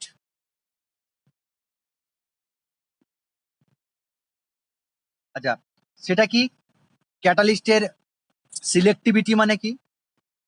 যেমন তোমাকে দেখাচ্ছি, আমি একটা এক্সাম্পল দিয়ে বোঝাই। C2H2 মানে অ্যাসিটিলিন, সেই অ্যাসিটিলিনের সাথে হাইড্রোজেন রিয়াকশন করছে, তার মানে বিক্রিয়ক আর রিয়াক্ট্যান্ট আর রিয়েজেন্ট,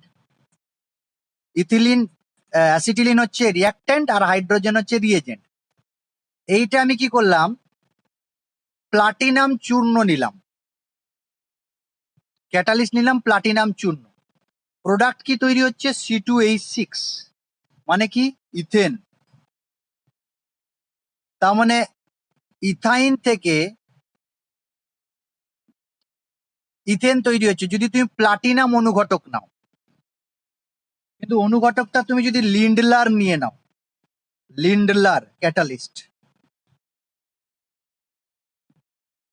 অনুঘটক, যেখানে একটু আগে আমাদের অরিত্র বলছিল কুইনোলিন থাকে,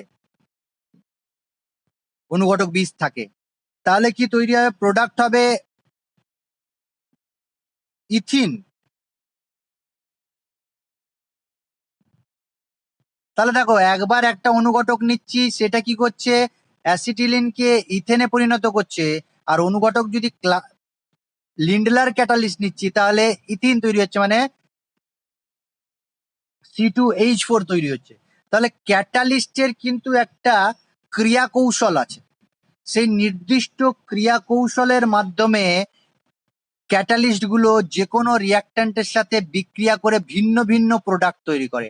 অর্থাৎ প্লাটিনাম একটা ক্যাটালিস্ট, সেটা যে ক্রিয়া কৌশলের মাধ্যমে অ্যাসিটিলিনের সাথে হাইড্রোজেনের সাথে বিক্রিয়া করছে, বা অ্যাসিটিলিন হাইড্রোজেন প্লাটিনাম অনুঘটকের উপস্থিতিতে যে মেকানিজমে রিয়াকশন করছে, ইথিলিন অ্যাসিটিলিন আর হাইড্রোজেন লিন্ডলার ক্যাটালিস্টের উপস্থিতিতে অন্য ক্রিয়া কৌশলের মাধ্যমে বিক্রিয়া করছে। এই যে সুনির্দিষ্ট ক্রিয়া কৌশল আর সুনির্দিষ্ট প্রোডাক্ট তৈরি করছে, সেটাকেই বলছি ক্যাটালিস্টের সিলেক্টিভিটি। অর্থাৎ প্রত্যেকটা ক্যাটালিস্ট একটা ভিন্ন ক্রিয়া কৌশলের মাধ্যমে একই বিক্রিয়কের সাথে আলাদা রকম ভাবে বিক্রিয়া করে আলাদা প্রোডাক্ট তৈরি করে, এইটাকে বলা হয় তার সিলেক্টিভিটি। অর্থাৎ সিলেক্টিভিটিতে কি বলবো, যে অনুঘটকের উপস্থিতিতে, একটা নির্দিষ্ট অনুঘটকের উপস্থিতিতে নির্দিষ্ট ক্রিয়া কৌশলে সংঘটিত হয় আর নির্দিষ্ট বিক্রিয়াত পদার্থ উৎপন্ন হয়, একে অনুঘটকের সিলেক্টিভিটি বলা হয়। এরকম আরো একটা আচ্ছা, এরকম আরেকটা রিয়াকশন আছে যে তুমি যখন হাইড্রোজেন গ্যাসের সাথে কার্বন মনোক্সাইডের রিয়াকশন করবে কপার অনুঘটকের উপস্থিতিতে, তাহলে সেখানে তৈরি হবে HCHO, অ্যালডিহাইড, ফর্মালডিহাইড। আবার এই রিয়াকশনটাকেই তুমি যদি কার্বন মনোক্সাইডের সাথে হাইড্রোজেনকে কপার, জিঙ্ক অক্সাইড আর ক্রোমিয়াম অক্সাইডের উপস্থিতিতে করবে, তাহলে তৈরি হবে ইথাইল অ্যালকোহল। তাহলে দেখো, ক্যাটালিস্টকে আমি চেঞ্জ করলাম, একবার কপার নিলাম আর একবার কপার, জিঙ্ক অক্সাইড আর ক্রোমিয়াম অক্সাইড নিলাম, তাহলে আলাদা আলাদা প্রোডাক্ট তৈরি করছে। অর্থাৎ প্রত্যেকটা ক্যাটালিস্টের একটা নির্দিষ্ট ক্রিয়া কৌশল আছে। কারণ দেখো, রিয়াক্ট্যান্টের কোনো চেঞ্জ করিনি, রিয়াক্ট্যান্ট সেম সেম নিচ্ছি, পরিমাণ আলাদা নিলেও রিয়াক্ট্যান্ট সেম নিচ্ছি। তাহলে নিশ্চয়ই ক্যাটালিস্টের কোনো ব্যাপার আছে, সিলেক্টিভিটি আছে, সেই জন্য আলাদা আলাদা প্রোডাক্ট তৈরি হচ্ছে। এটাকে বলছি আমরা সিলেক্টিভিটি অফ ক্যাটালিস্ট। একদম লাস্ট ক্যাটালিস্ট থেকে লাস্ট পয়েন্ট হচ্ছে আকৃতিগত বর্ণাত্মক অনুঘটক। ইংলিশটাই খুব ভালো, সেপ সিলেক্টিভ ক্যাটালিস্ট। ইংলিশ মিডিয়ামে তো প্রচুর দেয় এই কোশ্চেনটা, বাংলা মিডিয়ামেও দিচ্ছে এখন, বাংলা ভার্সানে বা বাংলা মিডিয়ামেও খুব বেশি দিচ্ছে, ওয়েস্ট বেঙ্গল বোর্ডেও খুব দিচ্ছে। সেপ সিলেক্টিভ ক্যাটালিসিস, নামটা শুনেই বুঝতে পারছো যেখানে সিলেক্টিভ ক্যাটালিস্টের সাথে আরেকটা যুক্ত জিনিস হয়েছে সেপ, অর্থাৎ আকৃতি। অর্থাৎ কিছু কিছু ক্যাটালিস্টের নির্দিষ্ট কিছু আকৃতি আছে। যেমন একটা ক্যাটালিস্টের নাম বলছি জিওলাইট। জিওলাইট, এই যে জিওলাইট ক্যাটালিস্টটা আছে, এটার আকৃতি অর্থাৎ এখানে যে অ্যাক্টিভ সাইটগুলো থাকে, সেই অ্যাক্টিভ সাইটগুলো একটা নির্দিষ্ট শেপ আছে। জিওলাইটের যেমন হানি কম্বের মতো, মৌচাকের মতো দেখতে হয় অ্যাক্টিভ সাইটগুলো, মৌচাক, হানিকম। হ্যাঁ, ছবিটা আমি দেখাচ্ছি তোমাদেরকে, ডাইরেক্ট ছবিটা দেখাচ্ছি। এই যে দেখতে পাচ্ছ কি ছবিটা, দেখো ষড়ভুজাকৃতি হয়, দেখতে পাচ্ছি সবাই ছবিটা। জিওলাইটের যে আকৃতিগুলো আছে, ছিদ্রগুলো আছে ছোট ছোট, সেগুলো ষড়ভুজাকৃতি বা পঞ্চভুজাকৃতি আছে। বেশিরভাগই ষড়ভুজাকৃতি প্রকোষ্ঠ থাকে, গঠনাকৃতিগুলো হেক্সাগোনাল শেপ থাকে, এরকম টাইপের,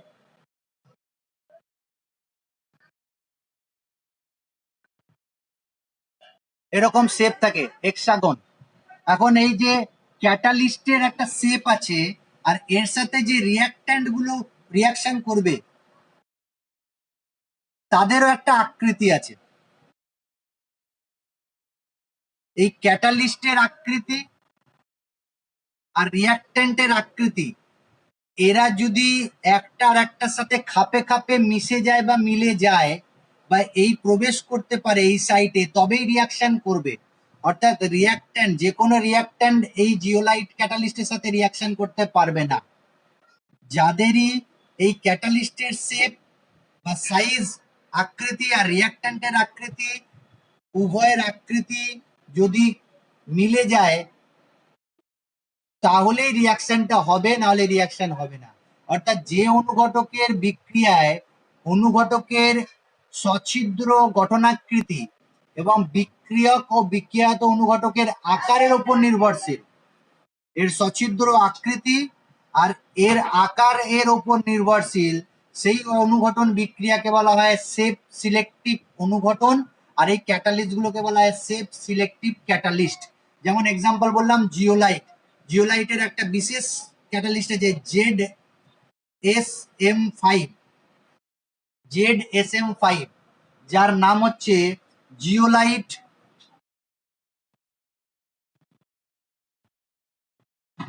কোনি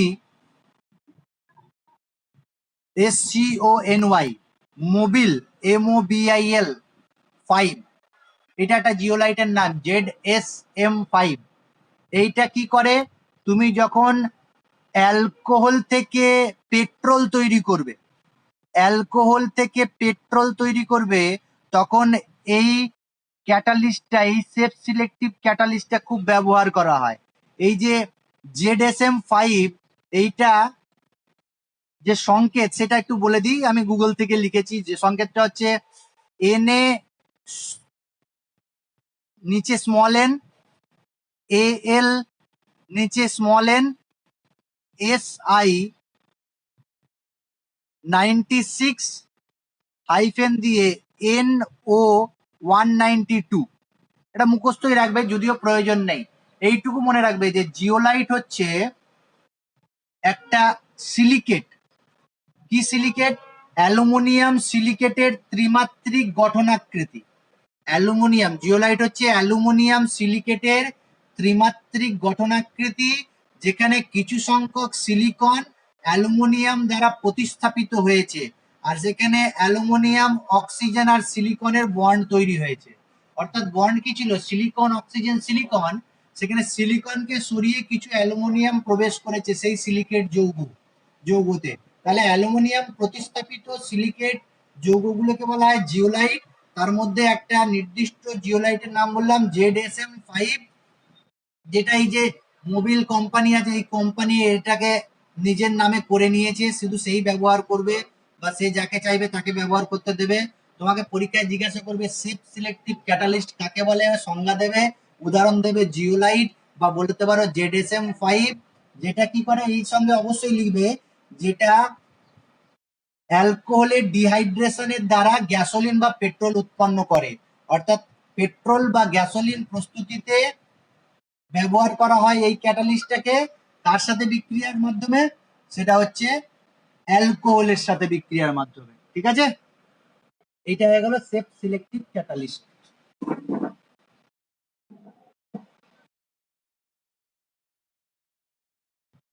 এনজাইম আছে, হ্যাঁ, এনজাইম অনুঘটন, এনজাইম ক্যাটালিসিস, এটাও শেষ করব।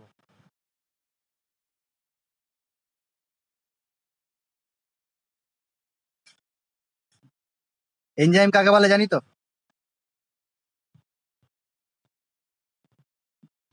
তাহলে আমি দিয়ে দিচ্ছি। এনজাইম হচ্ছে একটা প্রোটিন জাতীয় কম্পাউন্ড, কলয়েড প্রকৃতির কম্পাউন্ড, প্রোটিন, যেটা জীবকোষের নানা রাসায়নিক বিক্রিয়াগুলো, জীবকোষের যে বায়োকেমিক্যাল রিয়াকশনগুলো আছে, সেই রিয়াকশনগুলোকে বৃদ্ধি করে বা ত্বরান্বিত করে, রেটগুলোকে ইনক্রিজ করে দেয়। তার মানে লাইভ সেল বা লিভিং সেল থেকে উৎপন্ন প্রোটিন জাতীয় কলয়েড প্রকৃতির জটিল যৌগ, যা জীবকোষের বিভিন্ন জৈব রাসায়নিক বিক্রিয়াকে ত্বরান্বিত করে, কিন্তু বিক্রিয়া শেষে নিজে অপরিবর্তিত থাকে। অর্থাৎ যে লিভিং সেলগুলো আছে সেখান থেকেই তৈরি হয় প্রোটিন জাতীয় কলয়েড, একটা কমপ্লেক্স কম্পাউন্ড, জটিল যৌগ। আর যেটা কি করে আমাদের বডিতে বা প্ল্যান্টের, উদ্ভিদের বডিতে যে বায়োকেমিক্যাল রিয়াকশনগুলো হয় তাদের রেটকে ইনক্রিজ করে, কিন্তু নিজের কোনো চেঞ্জ হয় না, তাদেরকে বলা হয় এনজাইম। আর এই এনজাইমগুলোকে বায়োকেমিক্যাল ক্যাটালিস্ট বলা হয়। জীব রাসায়নিক অনুঘটক, বায়ো কেমিক্যাল ক্যাটালিস্ট, খুব ইম্পর্টেন্ট। আর যে প্রক্রিয়ার মাধ্যমে বা যে এই ঘটনাটাকে বলবো আমরা বায়োকেমিক্যাল ক্যাটালিসিস। পরীক্ষায় কোশ্চেন দেবে, why enzyme are called biochemical catalyst, এনজাইমদের জীব রাসায়নিক অনুঘটক বলা হয় কেন, লিখতে পারবো তো? আর এক্সাম্পল আছে, দেখো অনেকগুলো এক্সাম্পল আছে, তার মধ্যে একটা এক্সাম্পল হচ্ছে একটা ক্যাটালিস্ট যার নাম হচ্ছে জাইমেজ। জাইমেজ, সেই ক্যাটালিস্টটা কোথা থেকে পাওয়া যায়, সরি সেই এনজাইমটা কোথা থেকে পাওয়া যায়? ইস্ট থেকে পাওয়া যায়, ইস্ট। আর এই জাইমেজ এনজাইমটা গ্লুকোজকে চেঞ্জ করে বা ট্রান্সফার করে দেয় ইথাইল অ্যালকোহলে। C6H12O6 গ্লুকোজ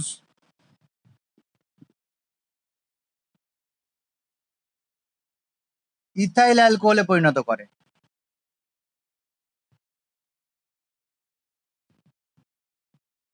আর CO2 ফর্ম করে। ইস্ট, ইস্ট থেকে তৈরি জাইমেজ, জাইমেজ একটা এনজাইম। এরকম আরো অনেক আছে। ডায়াস্টেজ বলে একটা এনজাইম আছে। তারপরে আছে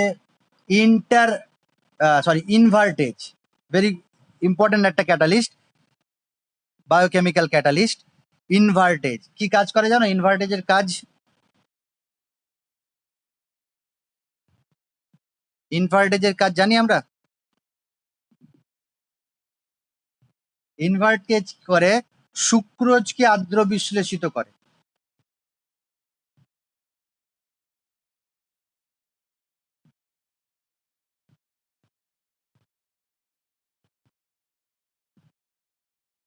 যেমন মনে আছে একটু আগে আমরা পড়েছিলাম যে এইচসিএল এর উপস্থিতিতেও এই রিয়াকশনটা হয়, কিন্তু আমাদের বডিতে এইচসিএল আছে, তাছাড়া এই যে ইনভার্টেজ এনজাইমটা আছে সেটাও কিন্তু সুক্রোজকে গ্লুকোজ আর ফ্রুক্টোজে ভেঙে দেবে।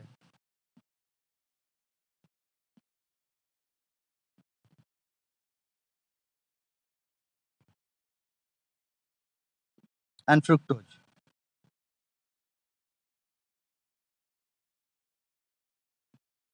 তাহলে ইনভার্টেজ। এছাড়া আমাদের আরো অনেক এনজাইম আছে। ইউরেজ বলে একটা এনজাইম আছে যেটা ইউরিয়াকে অ্যামোনিয়ার কার্বন ডাইঅক্সাইডে ভেঙে দেয়। আমাদের মুখের যে লালা গ্রন্থি আছে সেখান থেকে লালা লালা খরিত হয়, স্লাইভা খরিত হয়, সেটাতে টায়ালিন থাকে আর অ্যামাইলেজ থাকে। এগুলো কিন্তু অনেক রকম খাদ্যকে পরিপাক করতে সাহায্য করে, স্টার্চকে গ্লুকোজে পরিণত করে। মানুষের আন্ত্রিক রসে, গ্যাস্ট্রিক জুস আর প্যানক্রিয়াটিক জুসে যথাক্রমে পেপসিন আর ট্রিপসিন থাকে। এই পেপসিন আর ট্রিপসিন এনজাইম প্রোটিনকে অ্যামিনো অ্যাসিডে রূপান্তরিত করে। পেপসিন আর ট্রিপসিন,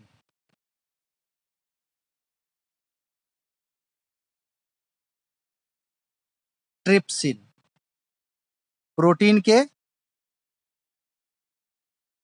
অ্যামিনো অ্যাসিডে রূপান্তরিত করে।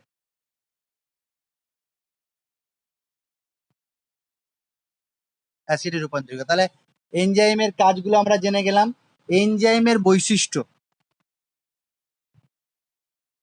খুব ইম্পর্টেন্ট। এটাও এনজাইমের বৈশিষ্ট্য মানে ক্যাটালিস্টের সাথে মিলে যায় অনেক, প্রায় সব বৈশিষ্ট্য ক্যাটালিস্টের সাথে মিলে যায়। যেমন এনজাইমের কার্যকারিতা, ইফেক্টিভনেস অফ ক্যাটালিস্ট এনজাইম। অল্প পরিমাণে এনজাইম যদি নিই, সেই অল্প পরিমাণের এনজাইম কিন্তু অনেকগুলো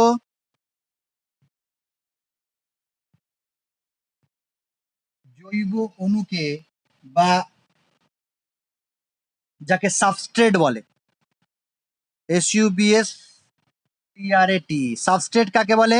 যার ওপরে এনজাইম ক্রিয়া করে তাকে বলা হয় সাবস্ট্রেট। বা আমি এখানে বলতে পারি যে খাদ্যটা আমরা খাচ্ছি সেই খাদ্যটাকে সাবস্ট্রেট বলতে পারি, যাকে এনজাইম বিয়োজিত করে দেয়।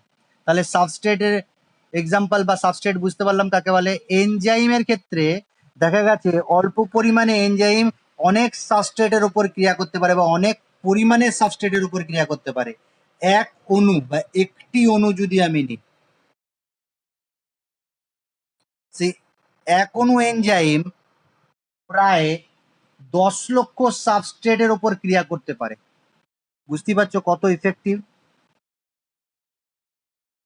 10 লক্ষ সাবস্ট্রেটের উপর ক্রিয়া করতে পারে।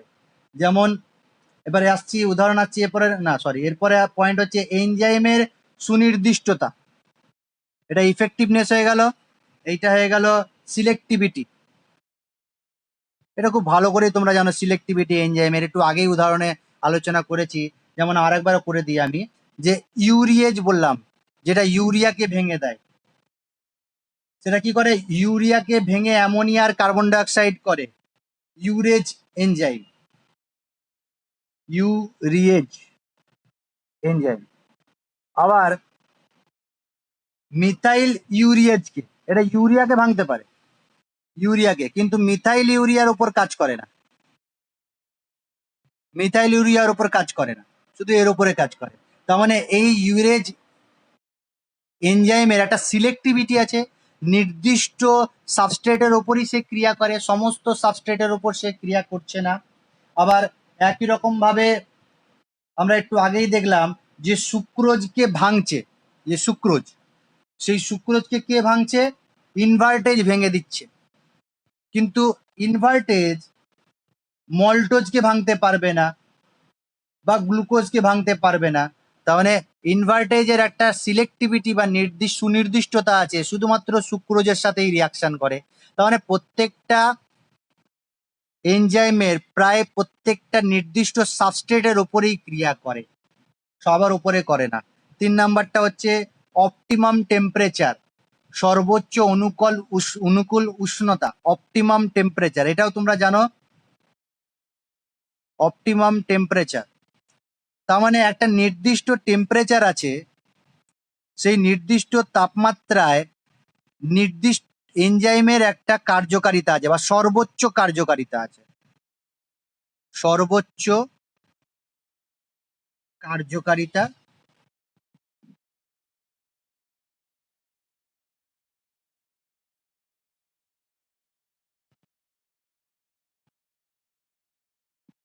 অর্থাৎ ওই টেম্পারেচারে সবচেয়ে ভালো কাজ করে যে কোনো এনজাইম, ওই টেম্পারেচারের উপরে বা নিচে এনজাইম খুব ভালো ক্রিয়া করতে পারে না। রিয়াকশনটাকে মানে এনজাইমের যে বিক্রিয়া, সেই বিক্রিয়ার বেগকে বাড়াতে পারে একটা নির্দিষ্ট উষ্ণতায়। সেই উষ্ণতাকে আমরা বলি অপটিমাম টেম্পারেচার, যে টেম্পারেচারে এনজাইমের সক্রিয়তা সবচেয়ে বেশি হয়, সক্রিয়তা সবচেয়ে বেশি হয়।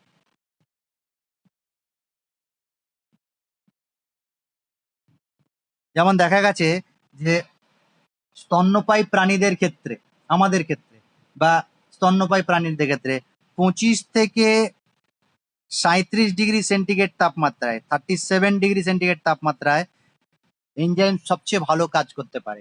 এই টেম্পারেচারের ওপরে কিন্তু এনজাইম সেরকম ভালো কাজ করতে পারে না। তাই আমাদের বডি টেম্পারেচার যখন 37 ডিগ্রির থেকে বেশি হয়ে যায় বা 40 হয়ে যায়, তখন দেখবে আমাদের খাবার হজম হয় না, আমরা বেশি খাদ্য শক্তিকে পরিপাক করতে মানে খাদ্যকে পরিপাক করতে পারি না, আমাদের খাদ্য পরিপাক করার শক্তি কমে যায়। তার মানে এনজাইমগুলোর সক্রিয়তা কমে যায় এই টেম্পারেচারে, সেই জন্য এরা ভালো ক্রিয়া করতে পারে না সাবস্ট্রেটের উপরে, খাবার হজম হয় না, গ্যাস ফর্ম করে, এরকম টাইপের জিনিস হয়, বদ হজম হয়। আচ্ছা, ঠিক একই রকম ভাবে অপটিমাম পিএইচ আছে, অপটিমাম পিএইচ অর্থাৎ একটা নির্দিষ্ট পিএইচে খুব ভালো এনজাইমরা ক্রিয়া করতে পারে। যে নির্দিষ্ট পিএইচে কোনো এনজাইমের কার্যকারিতা সর্বাধিক হয় তাকে বলা হয় অনুকূল পিএইচ বা অপটিমাম পিএইচ। দেখা গেছে এই পিএইচটা 5 থেকে 8 হলে খুব ভালো এনজাইমরা ক্রিয়া করতে পারে, তাই এই রেঞ্জটাকে আমি অপটিমাম পিএইচ বলি। তবে বিশেষ বিশেষ এনজাইম আছে যারা যেখানে পাওয়া যায় সেইখানের পিএইচ এর উপরও ডিপেন্ড করে কার্যকারিতা। যেমন আমি তোমাকে একটা এক্সাম্পল দিচ্ছি, অ্যামাইলেজ। এই যে অ্যামাইলেজ এই এনজাইম,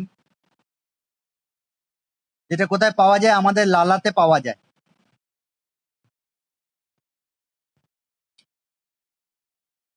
সেটা 6.8 পিএইচ এ খুব ভালো কাজ করে। আবার পেপসিন বা কিছু এনজাইম আছে যারা আমার পাকস্থলীতে পাওয়া যায়, যেমন পেপসিনই পাওয়া যায়, গ্যাস্ট্রিক জুসে পাওয়া যায়। সেই পেপসিনের কার্যকারিতা, এই এনজাইমের কার্যকারিতা দেখা গেছে 1.7 থেকে 2 পিএইচ এ খুব ভালো হয়। অর্থাৎ এইটা যেহেতু পাকস্থলীতে পাওয়া যায় আর এইটা তোমার লালাতে পাওয়া যায়, তাই এদের পিএইচ কিন্তু নির্দিষ্ট আছে, এই পিএইচ এ খুব ভালো কাজ করে। তবে ম্যাক্সিমাম দেখা গেছে যে 5 থেকে 7 পিএইচ এ এনজাইমদের কার্যকারিতা খুব ভালো হয়, এইটাকে বলা হয় অপটিমাম পিএইচ। এনজাইমের সক্রিয়তা, এরপরটা হচ্ছে অ্যাক্টিভেশন অফ এনজাইম, এনজাইমের সক্রিয়করণ। পরের point, 5 number point, activation of enzyme. এটা কি? আচ্ছা, কিছু কিছু এনজাইম আছে যাদের কার্যকারিতার জন্য সক্রিয় কারক বা কোএনজাইমের প্রয়োজন হয়। কোএনজাইম কি করে? এই কোএনজাইম গুলো এনজাইমের অ্যাক্টিভিটিকে বাড়িয়ে দেয়। মনে আছে প্রোমোটার বলেছিলাম, প্রোমোটার যেমন ক্যাটালিস্টের অ্যাক্টিভিটিকে বাড়িয়ে দেয়, ঠিক একই রকম ভাবে কোএনজাইম এনজাইমের সক্রিয়তাটাকে বাড়িয়ে দেয়। এই সক্রিয় কারকগুলি সাধারণত ধাতব আয়ন হয়।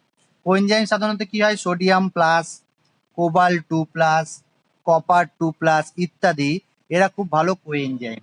এরা কি করে, এরা এনজাইমের সাথে দুর্বল একটা বন্ধনের মাধ্যমে যুক্ত হয় আর এনজাইমের কার্যকারিতাটাকে অনেক গুণ বাড়িয়ে দেয়।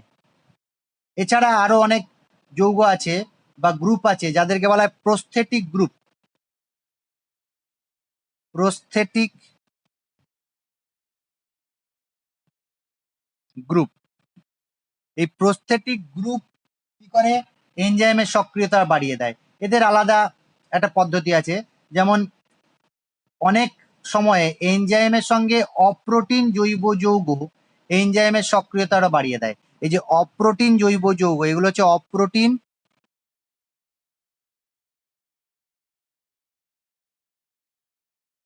জৈব যৌগ। এরা কি করে, এনজাইমের সক্রিয়তা বাড়িয়ে দেয়, এদের প্রস্থেটিক গ্রুপ বলা হয়। যেমন সোডিয়াম প্লাস লালারসের সাথে যুক্ত হয়ে অ্যামাইলেজের সক্রিয়তা বাড়িয়ে দেয়, এটা কোএনজাইমের একটা এক্সাম্পল দেওয়া আছে। আচ্ছা, এরপরে আসছি এনজাইমের ক্রিয়ায় বাধা দান, ইনহিবিটর বা ইনহিবিশন অফ এনজাইম অ্যাক্টিভিটি, ঠিক উল্টোটা, যেটা অনুঘটক 20 বলেছিলাম আমরা। বাধা দানকারী, এনজাইমের ক্রিয়ায় বাধা দানকারী। কিছু কিছু অনুঘটকের কিছু কিছু এনজাইমের কার্যকারিতা অনেক সময় হ্রাস পায়, এইগুলোকে বলা হয় বাধা দানকারী পদার্থ। যেমন উদাহরণ দিচ্ছি আমি, এখানে উদাহরণ আছে মার্কারি 2+ বা সিলভার+, এই ধাতুগুলো কি করে, এনজাইমের সক্রিয়তাটাকে কমিয়ে দেয়। তবে এই যে সক্রিয়তা কমাবার যে পদ্ধতি বিভিন্ন মেকানিজমের মাধ্যমে হয়। এইখানে যেমন মানুষের দেহে অনেক ওষুধ বা অনেক ভারী ধাতু মার্কারি 2+ বা সিলভার+, আমরা ওষুধ হিসাবে খেয়ে থাকি, এরা এনজাইমের ক্রিয়াকে বাধা দেয়। অনেক এনজাইম এর সক্রিয়তা নষ্ট হয়ে যায় যদি আমরা প্রচুর পরিমাণে এই জাতীয় মেডিসিন খাই বা এই জাতীয় ধাতু আমাদের বডিতে যায়, তাহলে এনজাইমের সক্রিয়তা কমে যায়। তাহলে এদেরকে বলা হয় এনজাইমের বাধা দানকারী পদার্থ। একদম লাস্ট যেটাকে বলছি অনুঘটক, এনজাইম অনুঘটন ক্রিয়া কৌশল, mechanism of enzyme catalysis.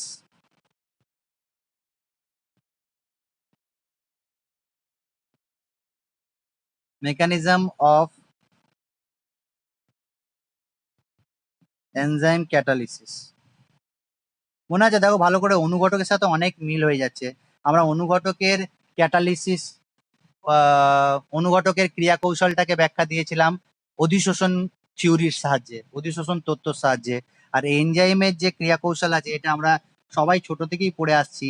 Emil fisher, একজন সায়েন্টিস্ট আছে, বিজ্ঞানী এমিল ফিশার, সে এনজাইমের ক্রিয়া কৌশল সংক্রান্ত একটা মতবাদ দিয়েছিল। তোমাদের জানা আছে সেই মতবাদটার নাম কি? এমিল ফিশার যে মতবাদটা দিয়েছিল,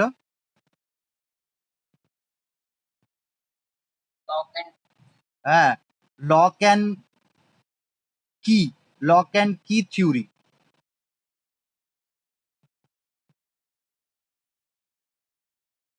সেই থিওরিটা সবাই আমরা জানি, খুব সহজ একটা থিওরি। ওই মতবাদ অনুযায়ী প্রতিটি তালার যেমন নির্দিষ্ট একটা চাবি থাকে, ঠিক তেমনি প্রতিটি সাবস্ট্রেটের জন্য নির্দিষ্ট একটা এনজাইম আছে। একটু আগেই বলেছি সিলেক্টিভিটি দিয়ে যে কথাটা বলেছিলাম। তাহলে তালার আকৃতি যেমন চাবির সঙ্গে পরিপূরক, আমরা যে কোনো তালাকে যে কোনো চাবি দিয়ে খুলতে পারি না, নির্দিষ্ট একটা তালা দিয়ে নির্দিষ্ট একটা চাবি লাগে আর কি, নির্দিষ্ট তালার, কারণ ওর খাপের সাথে ওর খাপের পরিপূরক ব্যাপারটা থাকে। অর্থাৎ প্রত্যেকটা তালার প্রত্যেকটা চাবির পরিপূরক হওয়ার প্রয়োজন আছে। ঠিক একই রকম প্রত্যেকটা এনজাইম আর সাবস্ট্রেট পরস্পর পরিপূরক হলে তবেই তার সাথে সে ক্রিয়া করতে পারবে। আর এইখানে এনজাইমের পৃষ্ঠতলে অবস্থিত সক্রিয়, যেমন এইখানে এই মতবাদ অনুযায়ী সাবস্ট্রেটকে চাবি বলা হচ্ছে, সাবস্ট্রেট কে চাবি বলা হচ্ছে, আর এনজাইমকে তালা বলা হচ্ছে।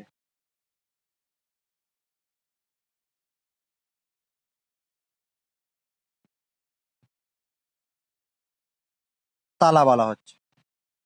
তাহলে সাবস্ট্রেট যেমন এনজাইম সেরকম আকৃতি ধারণ করবে, আর তাদের খাপে খাপে মিলে যাবে, সেটা ডিকম্পোজ হয়ে প্রোডাক্টে পরিণত হবে। আমরা জানি কিভাবে হয়, দুটো ধাপে হয়। ফার্স্ট স্টেপে কি হয়, এটা ভেবে নাও একটা এনজাইম ই, তার সাথে একটা সাবস্ট্রেট বিক্রিয়া করে একটা অ্যাক্টিভেটেড কম্পাউন্ড তৈরি করে, যেমন ওইখানেও তৈরি করেছিল। ইএস একটা অ্যাক্টিভেটেড কম্পাউন্ড তৈরি করলো। দ্বিতীয় ধাপে বা সেকেন্ড স্টেপে কি হবে, এই ইএসটা ডিকম্পোজ হয়ে প্রোডাক্ট আর এনজাইমটাকে আবার মুক্ত করে দেবে। ওই যেমন সেটা পুনঃপ্রাপ্তি ঘটেছিল অধিশোষকে, সেরকম এনজাইমেরও হয়েছে, অনুঘটকের মতনও বলতে পারি। এইভাবে আর কি ক্রিয়া কৌশল করে। বইতে অবশ্যই দেখে নেবে, এই ছবিটা তোমাদের বইতে থাকবে, এই ছবিটা একটু দেখে নিও যে কিভাবে এনজাইমের সাথে সাবস্ট্রেট বিক্রিয়া করে কিভাবে প্রোডাক্ট আর এনজাইম আলাদা হচ্ছে। তাহলে এইটা মোটামুটি আমাদের এনজাইম হয়ে গেল। ক্যাটালিস্ট আর এনজাইম এইটা পুরোটাই পড়িয়ে দিলাম। আর একটু যেটা আমাদের আছে সেটা অধিশোষণের একটা ব্যাপার আছে, সেই অধিশোষণ একটু বাকি ছিল, সেটা এখন একটু বলবো। এখন পর্যন্ত যা পড়ালাম, ক্যাটালিস্ট আর এনজাইম থেকে কোনো কোশ্চেন থাকলে আমাকে করো। হ্যাঁ, ওই অধিশোষণে যেটুকু বাকি ছিল, একটা টপিক বাকি ছিল, সেটা ছিল যে অধিশোষণ কি কি বিষয়ের উপর নির্ভর করে, কি কি ফ্যাক্টর অধিশোষণকে প্রভাবিত করে। তার মধ্যে এক নাম্বার ছিল গ্যাসের প্রকৃতি। এটা বলা হয়নি, গ্যাসের প্রকৃতি অর্থাৎ কিরকম গ্যাস থাকলে তার অধিশোষণ কিরকম হবে। এমনি তো আমরা জানি যে চাপ যদি আমি বাড়াই, বৃদ্ধি করি, প্রেসার যদি ইনক্রিজ করি, তাহলে অধিশোষণ ভালো হয়। আচ্ছা, কঠিন পদার্থ আছে, সেই কঠিন পদার্থের ওপর যখন গ্যাস অধিশোষিত হয়, তাহলে এই যে গ্যাসটা নিয়েছি তার প্রকৃতির ওপরে কিন্তু ডিপেন্ড করে যে অধিশোষণ মাত্রাটা কি হবে। কিছু কিছু গ্যাস আছে যাদেরকে সহজে তরলে পরিণত করা যায়। ইম্পর্টেন্ট পয়েন্ট, যেসব গ্যাসকে সহজে তরলে পরিণত করা যায় কি কি গ্যাস আছে সেরকম, যেমন অ্যামোনিয়া, SO2, HCl, CO2, এই গ্যাসগুলোকে খুব সহজেই তরলে পরিণত করা যায়। আর এদের সংকট উষ্ণতা বেশি হয়, সংকট উষ্ণতা, যাকে ক্রিটিক্যাল টেম্পারেচার বলা হয়, এদের ক্রিটিক্যাল টেম্পারেচার বেশি হয়। আর এই গ্যাসগুলো তরলে খুব তাড়াতাড়ি পরিণত হয়ে যায়। এদের ক্ষেত্রে তোমার অধিশোষণের মাত্রা বেশি হয়, বেশি সহজে এগুলো অধিশোষিত হয়। অর্থাৎ অল্প চাপ দিলে এরা অধিশোষিত হয়ে যায়, কারণ এদেরকে সহজে তরলে পরিণত করা যায়। কাদেরকে সহজে তরলে পরিণত করা যাবে, যাদের সংকট উষ্ণতা বেশি হবে, বা আমি বলতে পারি এদের অণুগুলোর মধ্যে আকর্ষণ বল বেশি থাকে। আকর্ষণ বল বেশি থাকে, তাহলে যাদের মধ্যে আকর্ষণ বল বেশি থাকে তাদের সহজেই তরলে পরিণত করা যায়, আর তাদেরকে অধিশোষণ খুব সহজেই করানো যায়। আর কিছু কিছু গ্যাস আছে যাদের সহজে তরলে পরিণত করা যায় না, যাদের সংকট উষ্ণতা কম হয়। যেমন কি কি গ্যাস আছে, হিলিয়াম, হাইড্রোজেন, নাইট্রোজেন, অক্সিজেন, এদের সংকট উষ্ণতা কম।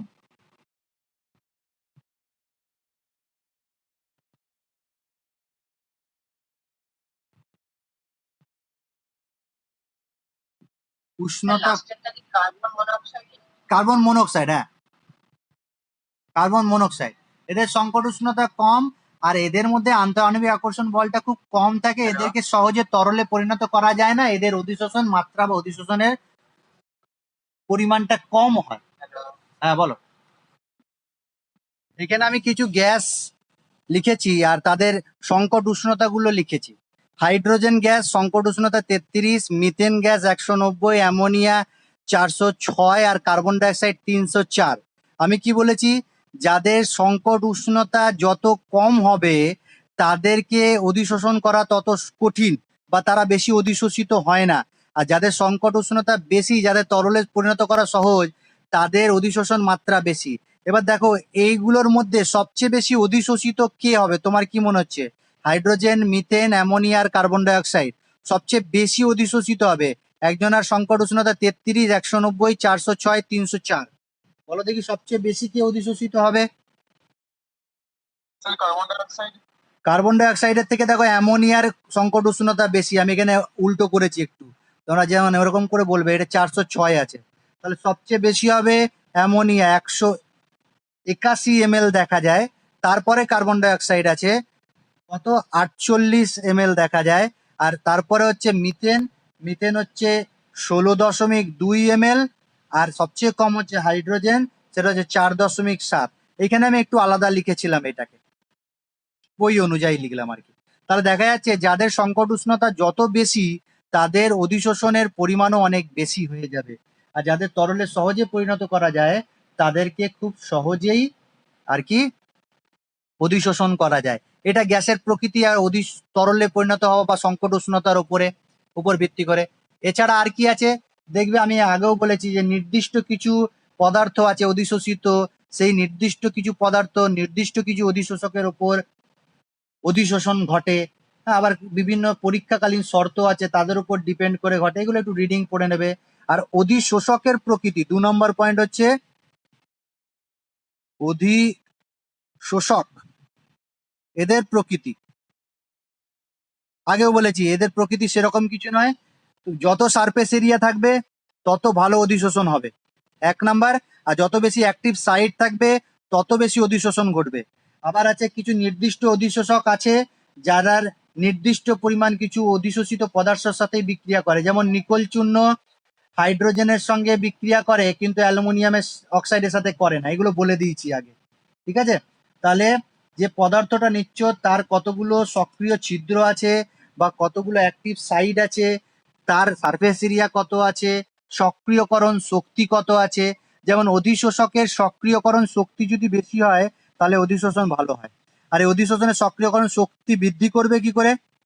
তুমি ওইটাকে উত্তপ্ত যদি করো, এই অধিশোষককে উত্তপ্ত করো, তাহলে এই যে ছোট ছোট পোরাস গুলো আছে সেগুলোতে যে পদার্থগুলো জমা থাকে সেগুলো অনেক সময় উবে চলে যায়, এভাপোরেট হয়ে যায়, সক্রিয় সাইড গুলোর পরিমাণ বেড়ে যায়।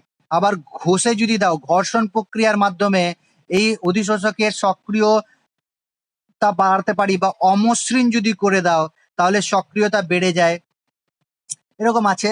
টেম্পারেচার বৃদ্ধি করলে সক্রিয়তা বেড়ে যায়, এইসব ব্যাপার আছে, একটু দেখে নেবে। ক্ষেত্রফল বৃদ্ধি করলে সক্রিয়তা বেড়ে যায়। আর একটা যেটা আছে, যেটা ফ্রেন্ডলিজের অধিশোষণ সমতাপীয়, এটা বই থেকে বলি, হ্যাঁ, ফ্রেন্ডলিজের অধিশোষণ সমতাপীয়, বড় করে বলি, ফ্রেন্ডলিজের অধিশোষণ সমতাপীয় যদি আমাদের সিলেবাসে নেই তাও বলে দেওয়া দরকার আছে, জয়েন্টে দেয়। এখানে একটা সমীকরণ দেওয়া আছে, x/m সমান K P to the power 1/n, আর এখানে আছে K C to the power 1/n। যদি গ্যাসিয়াস মানে যদি গ্যাসীয় পদার্থ হয় তাহলে চাপ বাড়ালে অধিশোষণ বাড়ে আমরা জানি, বা গ্যাসীয় দ্রবণের ক্ষেত্রে অধিশোষণ এই ফর্মুলা দিয়ে লেখা হয় পি এর সাপেক্ষে, আর দ্রবণের ক্ষেত্রে এই ফর্মুলাটাকে লেখা হয় কি সি এর সাপেক্ষে। সি হচ্ছে গাঢ়ত্ব আর পি হচ্ছে চাপ। এই সমীকরণের সাহায্যে কি বলেছে ফ্রেন্ডলিজ, x/m অর্থাৎ অধিশোষণ মাত্রা পি এর 1/n ঘাতের সাথে সমানুপাতিক, আর এখানে সি এর 1/n ঘাতের সাথে সমানুপাতিক। এই n এর মান সবসময় 1-এর বেশি হয়, n এর মান, বা 1/n এর মান 0 থেকে 1-এর মধ্যে হয়, ঠিক আছে? এইখানে যদি আমি ফর্মুলাটাকে লগ নিয়ে নিই তাহলে log x/m log K equals to log k plus 1/n log P, বা লগ x/m সমান লগ কে 1/n লগ সি। এটা যদি লগ x/m এর সাপেক্ষে লগ পি বা লগ সি কে আমি প্লট করি তাহলে একটা স্ট্রেট লাইন পাবে যেটার ইন্টারসেপ্ট পাবে মূলবিন্দুগামী নয়, এটা y equals to mx plus c সমীকরণের মতো। তাহলে এখানে সিটা হচ্ছে লগ কে, যাকে আমরা বলছি ইন্টারসেপ্ট। এবার যত তুমি গাঢ়ত্ব বা চাপ বাড়াবে তত তোমার অধিশোষণ বাড়বে, ঠিক আছে? তাহলে এটা আগেও বলেছি, চাপ বাড়ালে অধিশোষণ বাড়ে। তাহলে চাপ বাড়ালে অধিশোষণ কিভাবে বাড়ে, ফ্রেন্ডলি যেই সমীকরণের সাহায্যে দেখিয়েছে log x/m versus log P এর সাপেক্ষে। আর ওয়ান বাই এনটা হচ্ছে নতি বা স্লপ। আরেকটা জিনিস এখানে অবশ্যই জানা দরকার আছে, আমি এই গ্রাফটাও দেখিয়েছিলাম যে প্রথমে বাড়তে বাড়তে যাবে, তারপরে সমানুপাতিক হয়ে যাবে প্রায়। অর্থাৎ এক্স বাই এম এর সাথে পি এর যে গ্রাফটা আছে, দেখো এই ফর্মুলাতে লেখা আছে P to the power 1/n, কিন্তু P to the power 1/n শুরু থেকেই থাকে না।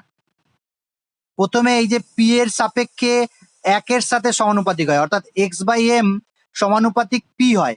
অর্থাৎ প্রচুর যত চাপ বাড়াবে তত তোমার অধিশোষণ মাত্রা প্রথম দিকে বাড়বে, গ্রাফের প্রথম দিকে একদম স্ট্রেট লাইনের মতো বাড়ছে দেখো প্রথমে, তারপরে একটু কার্ভ হয়ে যাচ্ছে। একটু কার্ভ হয়ে যাচ্ছে মানে কি, এখানে পি এর 1 বাই ঘাতের সাথে সমানুপাতিক, যেখানে 1/n হচ্ছে 0 <1 <0। আবার যখন এই দিকে চলে যাচ্ছি, শেষের দিকে যখন চলে যাচ্ছি, যেটা পি এর সাথে সমানুপাতিক, পি 0 ঘাতের সাথে সমানুপাতিক, অর্থাৎ এটা প্রায় কনস্ট্যান্ট হয়ে যাচ্ছে। অর্থাৎ প্রথমে প্রচুর পরিমাণে বাড়ছে, তারপর অল্প পরিমাণে বাড়ছে, তারপরে প্রায় সমান হয়ে যাচ্ছে। তাহলে নিম্নচাপে এটা হচ্ছে নিম্নচাপ অঞ্চলে, তারপরে উচ্চচাপ অঞ্চলে এইটা হচ্ছে, আর মধ্যবর্তী চাপ অঞ্চলে মাঝেরটা হচ্ছে। তাহলে প্রথমে অল্প চাপ দিলেই অধিশোষণ বেশি হচ্ছে, তারপর অধিশোষণ সেটা কম হচ্ছে, তারপরে যতই বেশি চাপ দাও অধিশোষণ প্রায় একই থেকে যাচ্ছে।